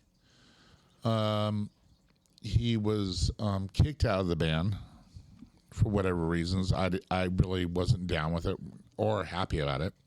Yeah. And I remember us looking for a new drummer, but we were still doing recordings in the studio because Chris Fields is a phenomenal drummer. So he still, most of John Cougar's recordings are Chris playing drums. Okay. You know, It's kind of like the Dave Grohl thing, you know. I'm an awesome drummer, and so every drummer that joins John Cougar, Chris is like, look at him, like, come on, man. He's You know what I mean? full It's girl. just like, come on, man. I know you can do better than that, but no, Chris is a phenomenal drummer. But that's the thing. He is that freaking talented. yeah, he is. I can't. And like, if you want to hear someone play a drum and just listen, like, you'd be in awe if he would just put it on a 1 minute show for you. He's a great drummer. Yeah, and there's a lot of we do have a lot of phenomenal drummers in the scene. But what's awesome about John Cougar was Chris played guitar and sang, but we also had, if we didn't have a drummer and we wanted to record, we still had Chris, Right. which is, you know, So you can still keep moving. keep it moving forward. So I remember we had we had multiple drummers come in to fill in, like Vic from the Kids, who now plays with B-Side Players. He had played with us, I think, our first Casbah show, which is with Zeke, which was a band that, since we played that show with them, I'm like, these guys are great. And Yeah. if you never heard of Yeah. them, Yeah. you should probably listen to that band. Yeah. No, they're good. Oh, absolutely. And it's funny because we had tryouts, and I remember, funny story. So at the time when this happened, Short-Lived House was done and over with. You know? Okay. Everybody, a lot of the guys moved out. Everybody went their own way. I think Dennis moved to Northern California, and so everything, everybody went their own ways. And we had, my cousin Travis had bought a house, and he had a basement, so we started practicing there. And I remember at the time we needed a drummer, so we're doing tryouts. And so one of the guys that came was Tom DeLong. He came and because we knew him from, you know, before they were popular and big. We used to play shows with them, of course, you know, at SDSU and at Soma. I think he claims you guys as an influence. Yeah, isn't that- absolutely. Absolutely. In fact, I remember in Metro, when it first opened, they had just blown up, right? Huge. And I think they were playing with Rancid. But they had just came out with the album with the girl, the nurse on the front. I forget the name of the album. I don't remember. But anyways, That was Enema of the State. yeah, Enema of the State. But that's when Travis was in, so that was later on. Yeah. Because before that, it was Dude Ranch. Scott was in the band still. So maybe it was Dude Ranch that came out. And then Cheshire Cat with M&M's, which is the video they shot at Metro. Okay. I think that's what the album was. It might have- Dude Ranch, maybe. But I remember going to Soma, and because Chris was like, it's sold out. Should we just go down there? And we go down there, and Len's out front, and, you know, it's pretty much the whole John Cougar band just came down there. Yeah. And Len's all, John Cougar, how you guys doing? Come on in. And we're like, what the fuck? Damn. So we got, that's, I know the back areas. He just like, let's go to the back area. Went in there, and when Blink was doing their set, we were on stage in the back when they were playing, and they were like, hey, anybody know John Cougar? And they were like, yeah, you know, whatever. But there you go. We stole this song from them, or riff from them for this song, and we were like, really? That's crazy. And that was and you know, I've always been a huge Tim Armstrong's always been a huge influence of mine. And I remember after they played, I went back and I saw Tim sitting on the curb in the back by the fence, you know, and Yeah. I had a John Cougar concentration camp sticker, and I'm like, hey man, how you doing, Tim? Oh, actually, I call him Lent because that's his nickname. Yeah, I still call him Lent. Yeah, so I call him Lent because my name's Clint, right? Yeah. So I was like, hey, Lent, I'm Clint. And he's like, oh, dude, that's awesome. Nice to meet you. And I gave him a sticker of the band, John Cougar Concentration. He's like, I love the name. And it's funny is I still got a picture of that day on my phone right now, which is... Oh, that's awesome. Yeah. And, but yeah, I remember going down there. But going back to the tryouts with John Cougar's getting a new drummer, Tom DeLong came down to try out, and he brought Matt with him. And Matt just sat on the side, but Tom gets up there and gets behind the drums. And he goes, dudes, I'm actually not that good to play with you guys. I just want to say that I came down and I tried out. So let's play some cover songs. And we're like, all right. So we just played like some Jawbreaker songs and some Screechy Weasel covers, and we had fun. It was awesome. Oh, that's cool. And then we ended up, our drummer ended up being John Ballieu, who actually plays in Inciting Riots now, and I'm still in a band with him. But back then, he was in the Neighbors. Alan had left the band, and John Ballieu came in. They're both like phenomenal drummers. Yeah. But John was the guy we were like, yes, we're going to play with him. I think we recorded another 7-inch with him. We went to Berkeley, did a little, coast little tour thing with him. And he was so fun to play with in John Cougar. It's just fun to hang out with. But I remember he always he was the one of those drummers. I mean, he played with the Neighbors. He was a super fast drummer. Yeah. So all our songs became sped up like ×2, which is yeah. I love those memories in those days, man. But and then I had left John Cougar after that in 97 or so, and pretty much just stopped playing music, Wow. because of a drug habit. I got me and my wife, we just got into fucking smoking meth like all the time, and we had a family and kids, and it was just a shit show, and doing that for 15 years, and then going to jail because of it, and spending a year in jail, and then getting out and going, okay, you got a 7 years suspended sentence over your head. What are you going to do now? Yeah. But still, I still had everybody's number, and never went back there, and just became, just said, okay, I'm done with this, Yeah. And even when I got out of jail, I had to still do the live-in rehab where you have to stay in there and live. And then, so 15 years of not playing music and then getting back into music, I just slowly got in touch with the friends that I used to play music with, Yeah. and started doing other bands, And, but my cousin, Travis, he stayed in John Cougar, recorded albums with him, but what's really sad, my cousin Travis died of brain cancer a year and a half ago. He was only 47. Wow. It's a crazy story. But I'm just glad he got to play, with Screeching Weasel before he died, which is one of his all-time favorite bands. He got to do a show with Sloppy Seconds with John Cougar. Oh, wow.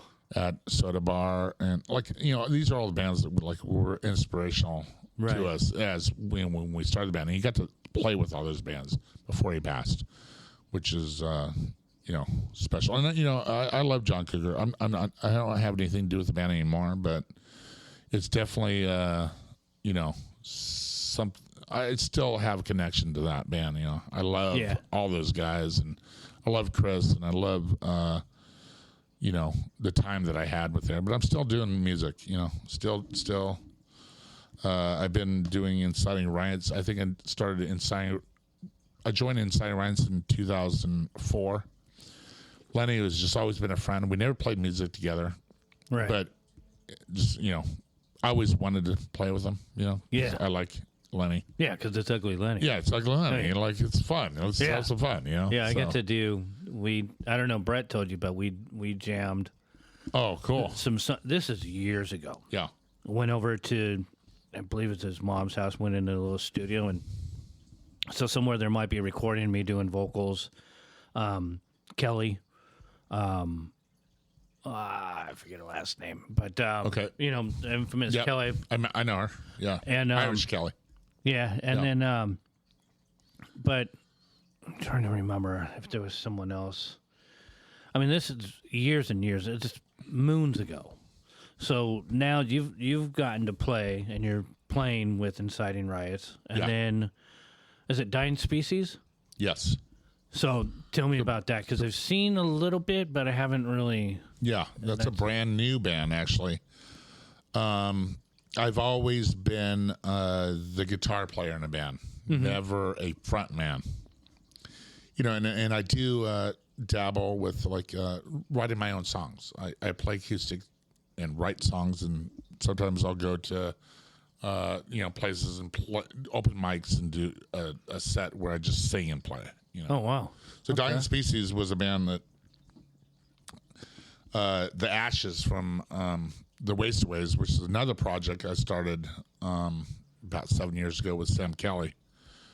COVID had killed the band because a lot of the members, things are going on. Our bass player is 44, just had a kid. COVID happened, so everybody kind of just like split. And this was right after Deathiosaurus, when Sam and I were doing Deathiosaurus? Absolutely. Okay. Yep. So, yeah, because he talked about putting the band together, and I was like, what? Wait, what? Let me have what's funny is we talked about covering some of those songs, and I was a huge fan of that Deathiosaurus stuff. All right, cool. Like, I loved there was a song where it was like a guy and a girl fighting, and it was like one of your girlfriends or something. But I thought that song was great. I was like, oh my God, this is great. Yeah. So that's how we started the Wastaways. We were like, oh, we want to do something like this. Yeah. And Anthem. We got the band. Yeah, Anthem we did we recorded it in here. Sure. And we did the vocal. And this is back when the other side of the house, there was a tenant over there. Okay. And we did the vocals right there in the hallway to get the echo. Yeah. And it was just, I thought, oh, this is brilliant, because Sam had written everything. And then I probably just like, I got to talk to these guys, and got a hold of Sam because he would answer. Yeah. And, the rest of the guy, Jeff, I don't know what I did to piss him off, but I guess even Ara's still kind of mad at me. I was supposed to go up to his wedding up in LA, but I couldn't because my car was kind of a piece of crap. Sure. And I worked a lot. So I'm not going to drive this thing up to LA and get stranded. Right. But it's Ara's wedding. But nonetheless, so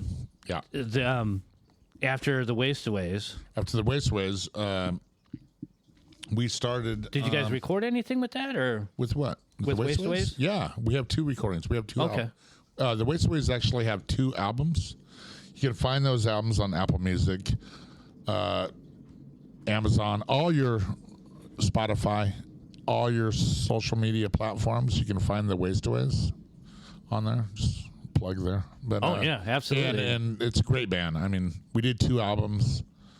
I still wish we were doing that band, but like I said, everybody has lives. We're getting older. Guitar player, has young kids. The bass player just had a kid.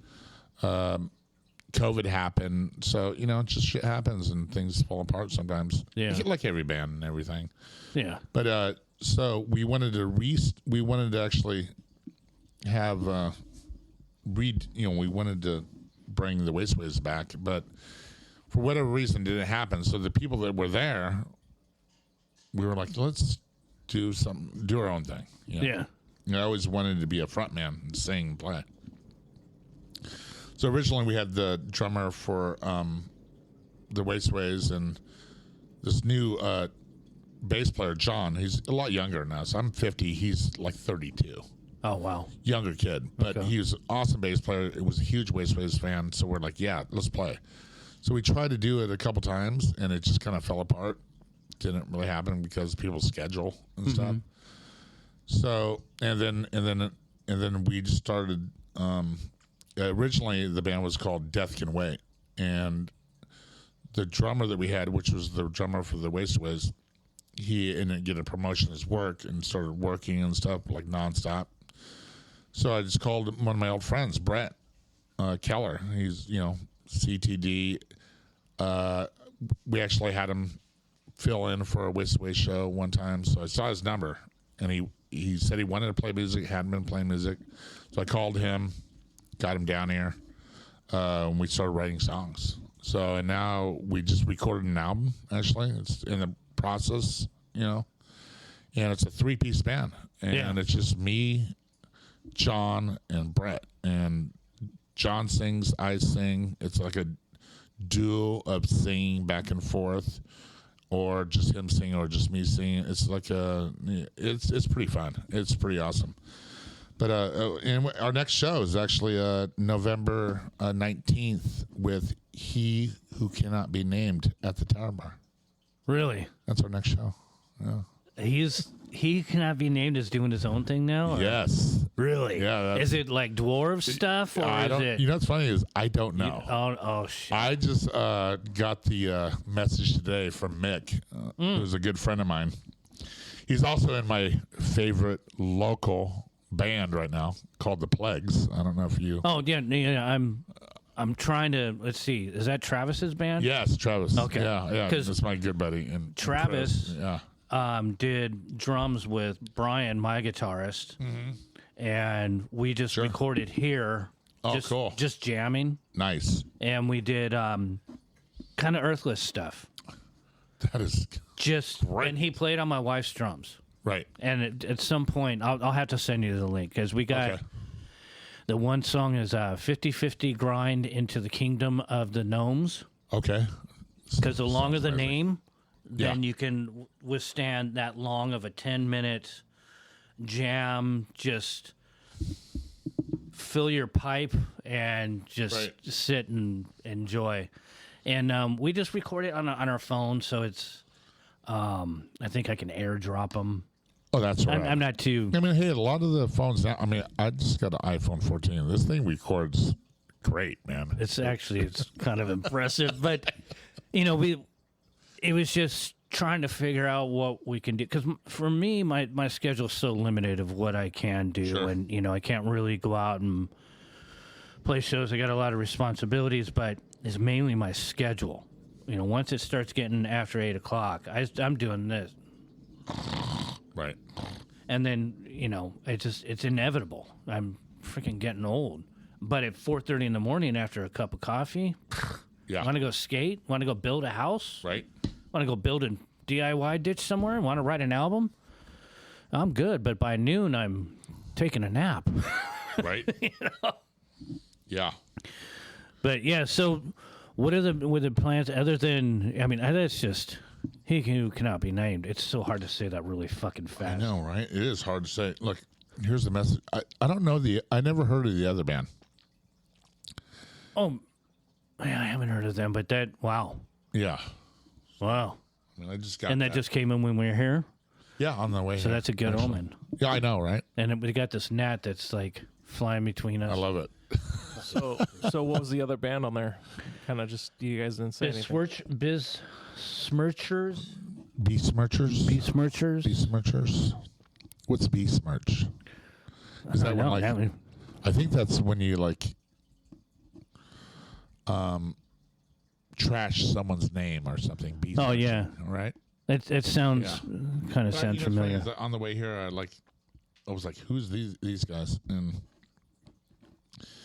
they're really punk rock. Which I mean, Dying Species is like they're kind of like a mix between punk rock, but not so poppy. Right. When I say pop punk, I would say more like Tiltwell pop punk. Okay.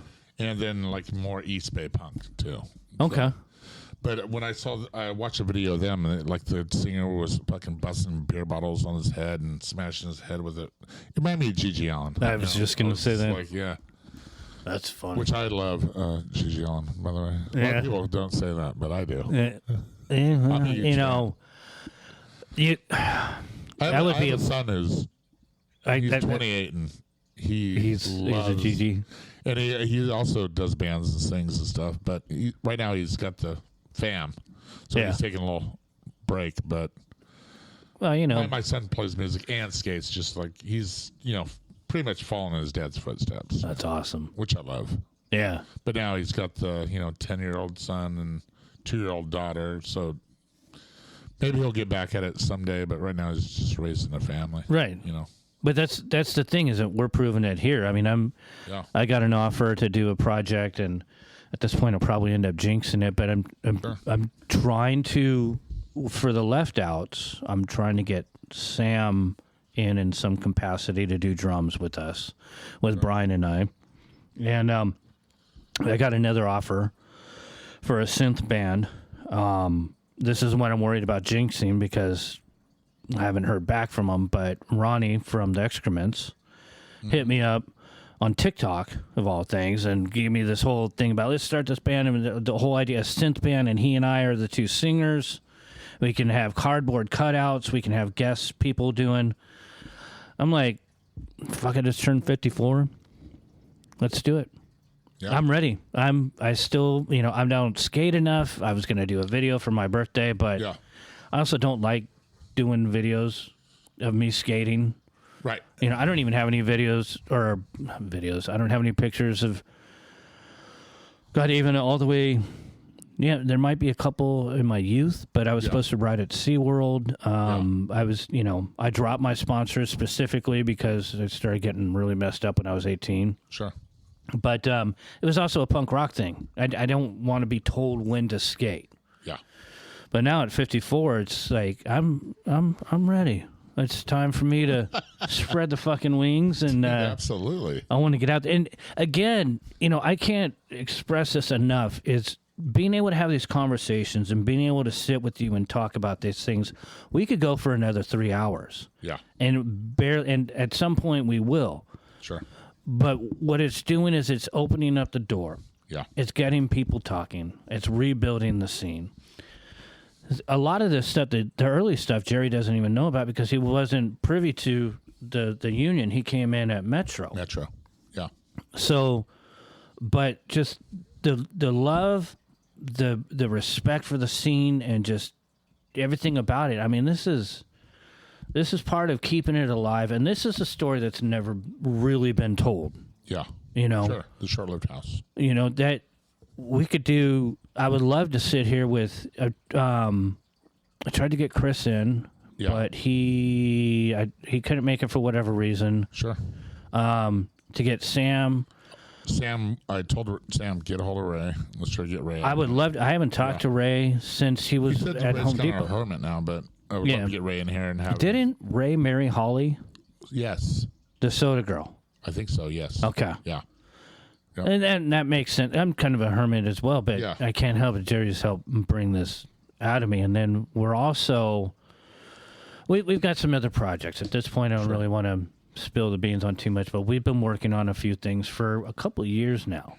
Yeah. We have something in mind. We're just, got to get our ducks in a row. And I've been busy more.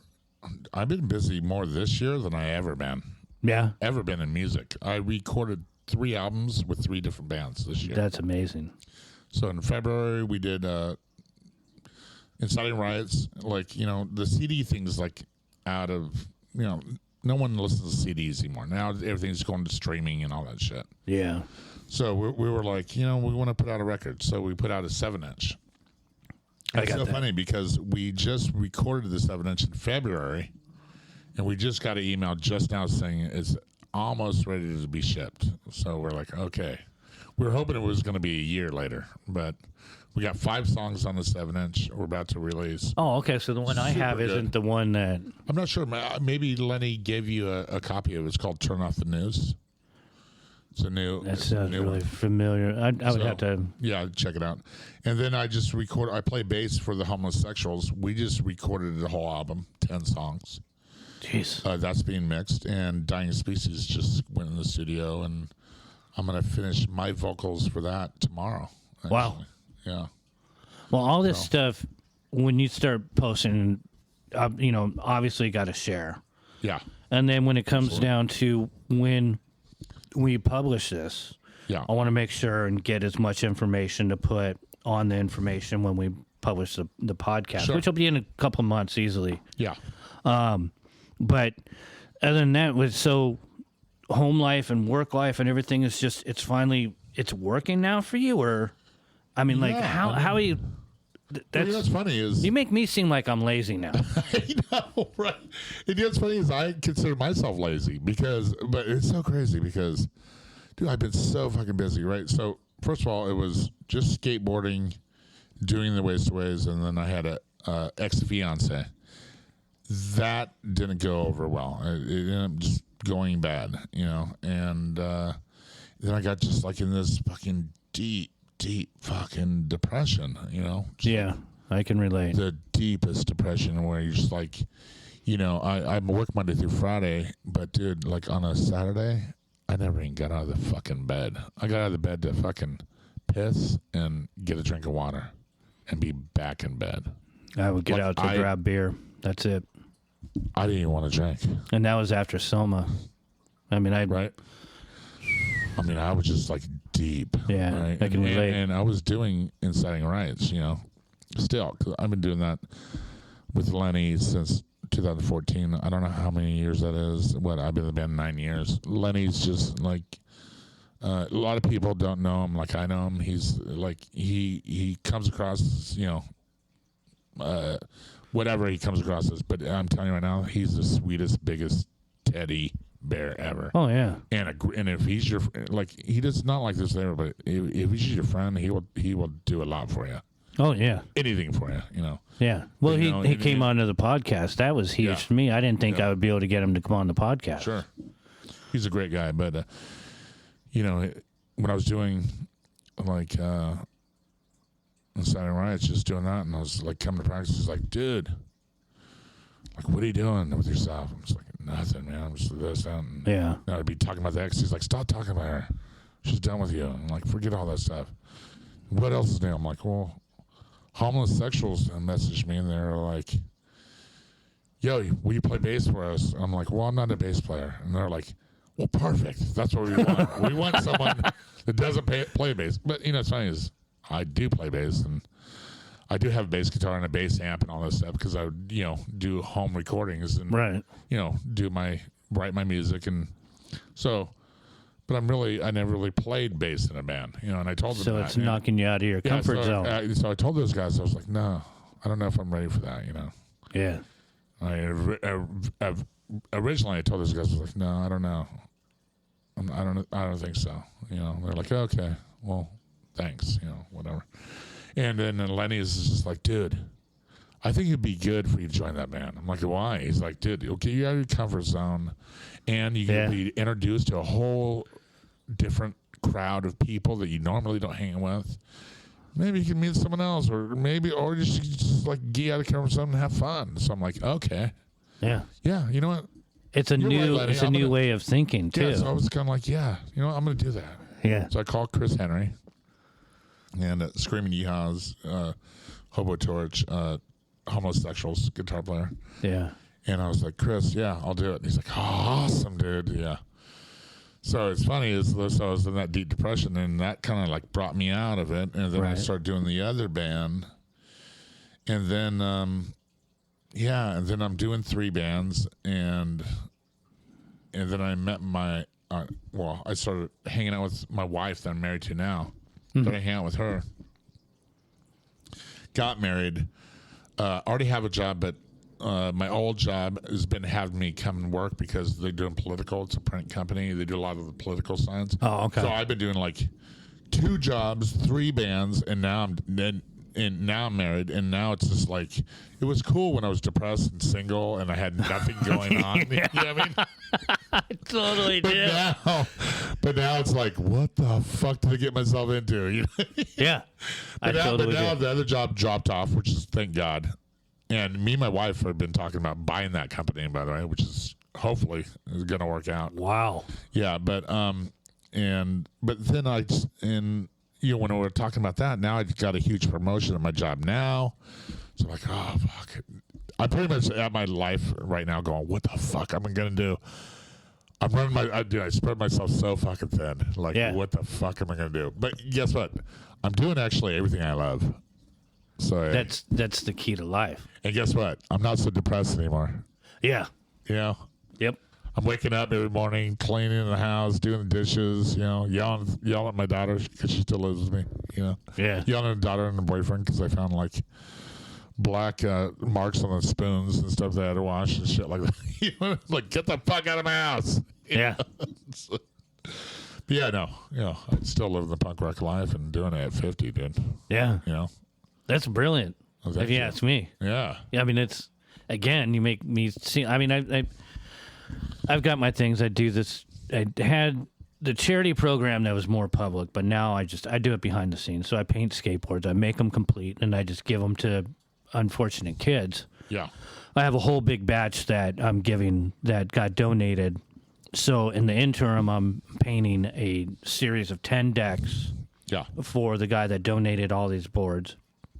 And so by Christmas, I'm going to be giving away at least a dozen skateboards and some helmets. That's amazing. And I don't want to make a big deal of it, but it keeps me focused, because doing that, it makes me justify having what I have. And I still kind of have the skateboard company, but I like doing things my way. And I don't want to really put together a team yet because I'm not ready for all that. But at some point, I'm going to be like, all right, fuck it. And I'm going to bring a bunch more down on me. Yeah. Because, I still do my landscaping. That's the main gig. Yep. But it's time for more music, and it's just... Yep. It's that time, and things are coming in together to where I'm starting to realize I can do those things. Because I have a problem with depression I've had forever. So when I had to leave Soma, that, and again, all the rumors and everything that's going behind it, I was afraid to go outside. I was actually ashamed to do anything. It was a really weird place. So I started filling it with little things. And now with all this that's going on, I've got my groove, but I'm not quite there yet. I need a little bit more music, maybe a couple projects that I can do, even if I, write music twice a month. We have everything right there. My wife just goes in, she's learning the drums, so she just goes in there and plays. And, I got a new pedal that I was messing around with, and I'm like, it's not for me. I'm going to stick with my old school. But to be in a place where I can pick up a new pedal and try to figure it out and then be like, nah. Right. Is a cool place to be. Oh, absolutely. Number one, to be able to buy a new pedal. Yeah. I've been fucking around with that lately, too. And it's kind of fun. I got the... raw dogged it. What's that? I've always raw dogged it. Yeah. But now I'm like... I've been playing guitar for 30 years. Yeah. And I've been around people that have all these pedal boards and shit. Yeah.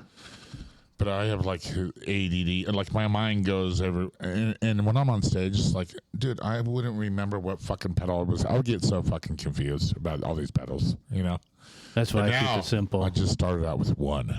Which one are you using? Right now, I'm just using well, what's cool about this pedal is I play in the 3-piece band, right? 3-piece, it's like a little... So what I'm doing is I'm using 2 amps instead of 1. I put one on that side of the stage and the other one. So I got this pedal. It's called it's called A, B, and Y. Yeah. So what's rad about the pedal is like with the pedal I can control each amp individually instead of I used to daisy chain it, which you could only use one, power source. Yeah. And one, but now I got the ABX pedal where you can individually control each amp individually, and then you can hit the pedal for the amp on the left side, hit the pedal again, the amp on the right side, then hit it again, both amps, stereo. Dude, it is like if you're a musician and you're I have an AB switch. It is the best thing. So that's. But I do love the choruses and all these other kind of pedals, and like I want to start experimenting more with that. But yeah, I do love it. Yeah. I don't know if I'm gonna do it live yet. I do that ABY pedal, but as far as the effects, like I said, if I have too much going on at once, like I get all fucking. Where am I on the song all of a sudden? Yeah. Because I got the orange metal. Yeah. Oh, cool. And then I've got a super chorus. Sure. But I have those linked in. So I just have them on. Yeah. And that's it. If anything, then I might lose some distortion. But I find I can play and I can pick, or I have all my tricks because I don't play the bass normal. But I have to have it distorted, and I can make it just sound surfy. Yeah. Or I can make it sound like Barney from Napalm Death while trying to grunt out, we'll just use our imagination. But I have this enchanted pedal. I got it number one because it's the spookiest. It's not. The shit the way that I play, Lemmy's in his grave goes, oh, God, he's playing again.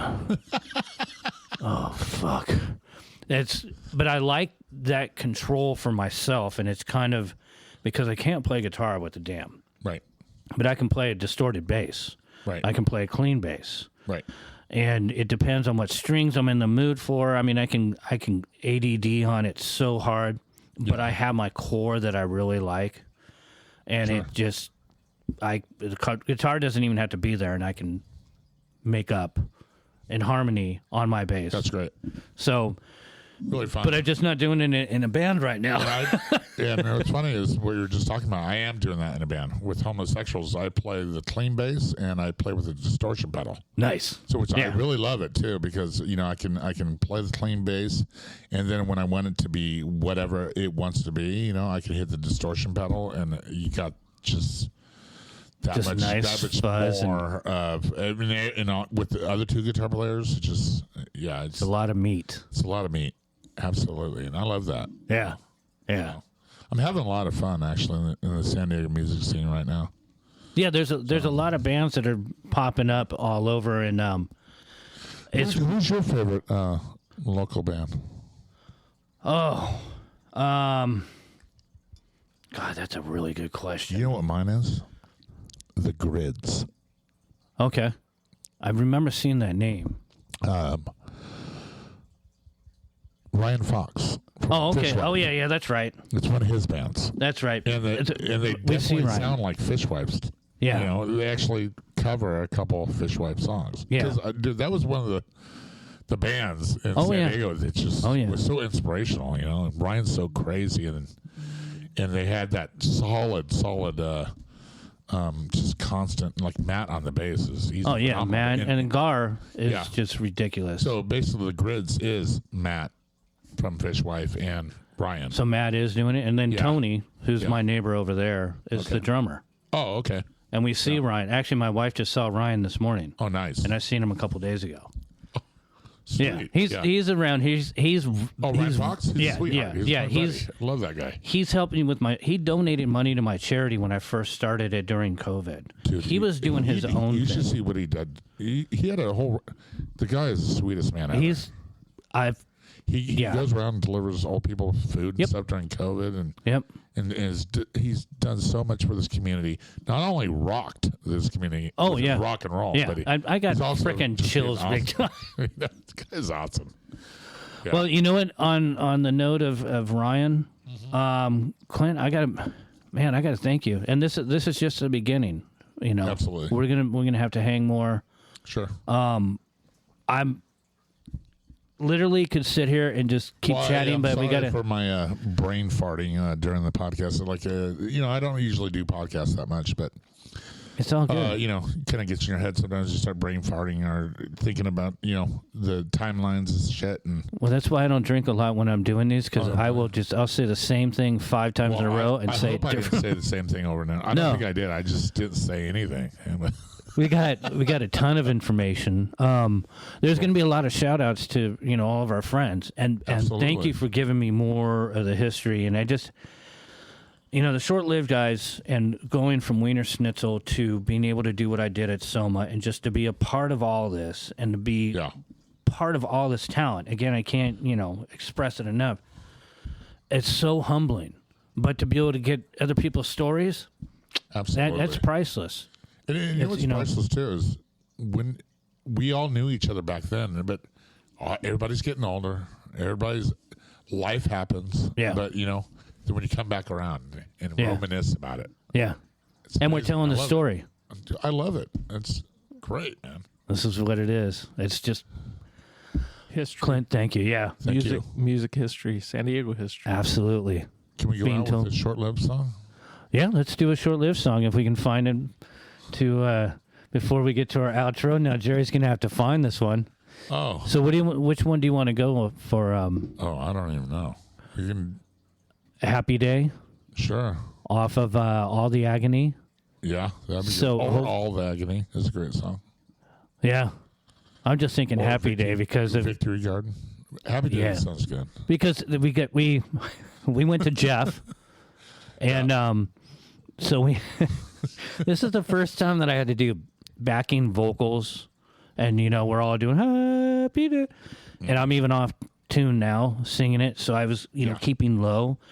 But a funny story that I've told before is John from Buck 09 tried out for the same band that I did called Mind's Eye. They were like a metal band. Yeah. So he also tried out for Short Lived. You know that? Oh, he did? John. Really? Buck 09. Yeah. Wow, I had no idea. When Davey had first left. Yeah. Oh. Yeah. But so You might have to send him those. I think they're hard to find on YouTube. I don't even know if they're going to be on there, really.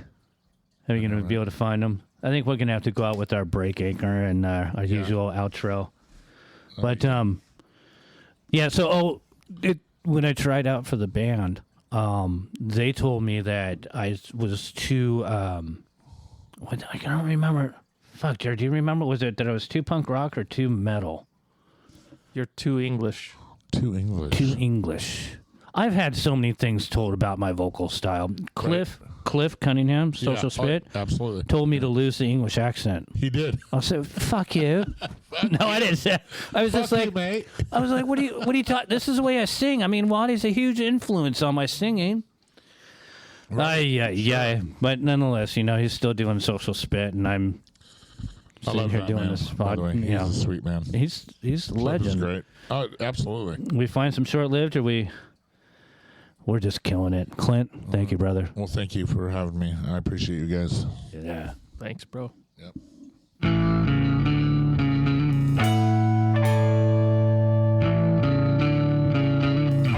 This podcast was recorded at Red Rum Skates.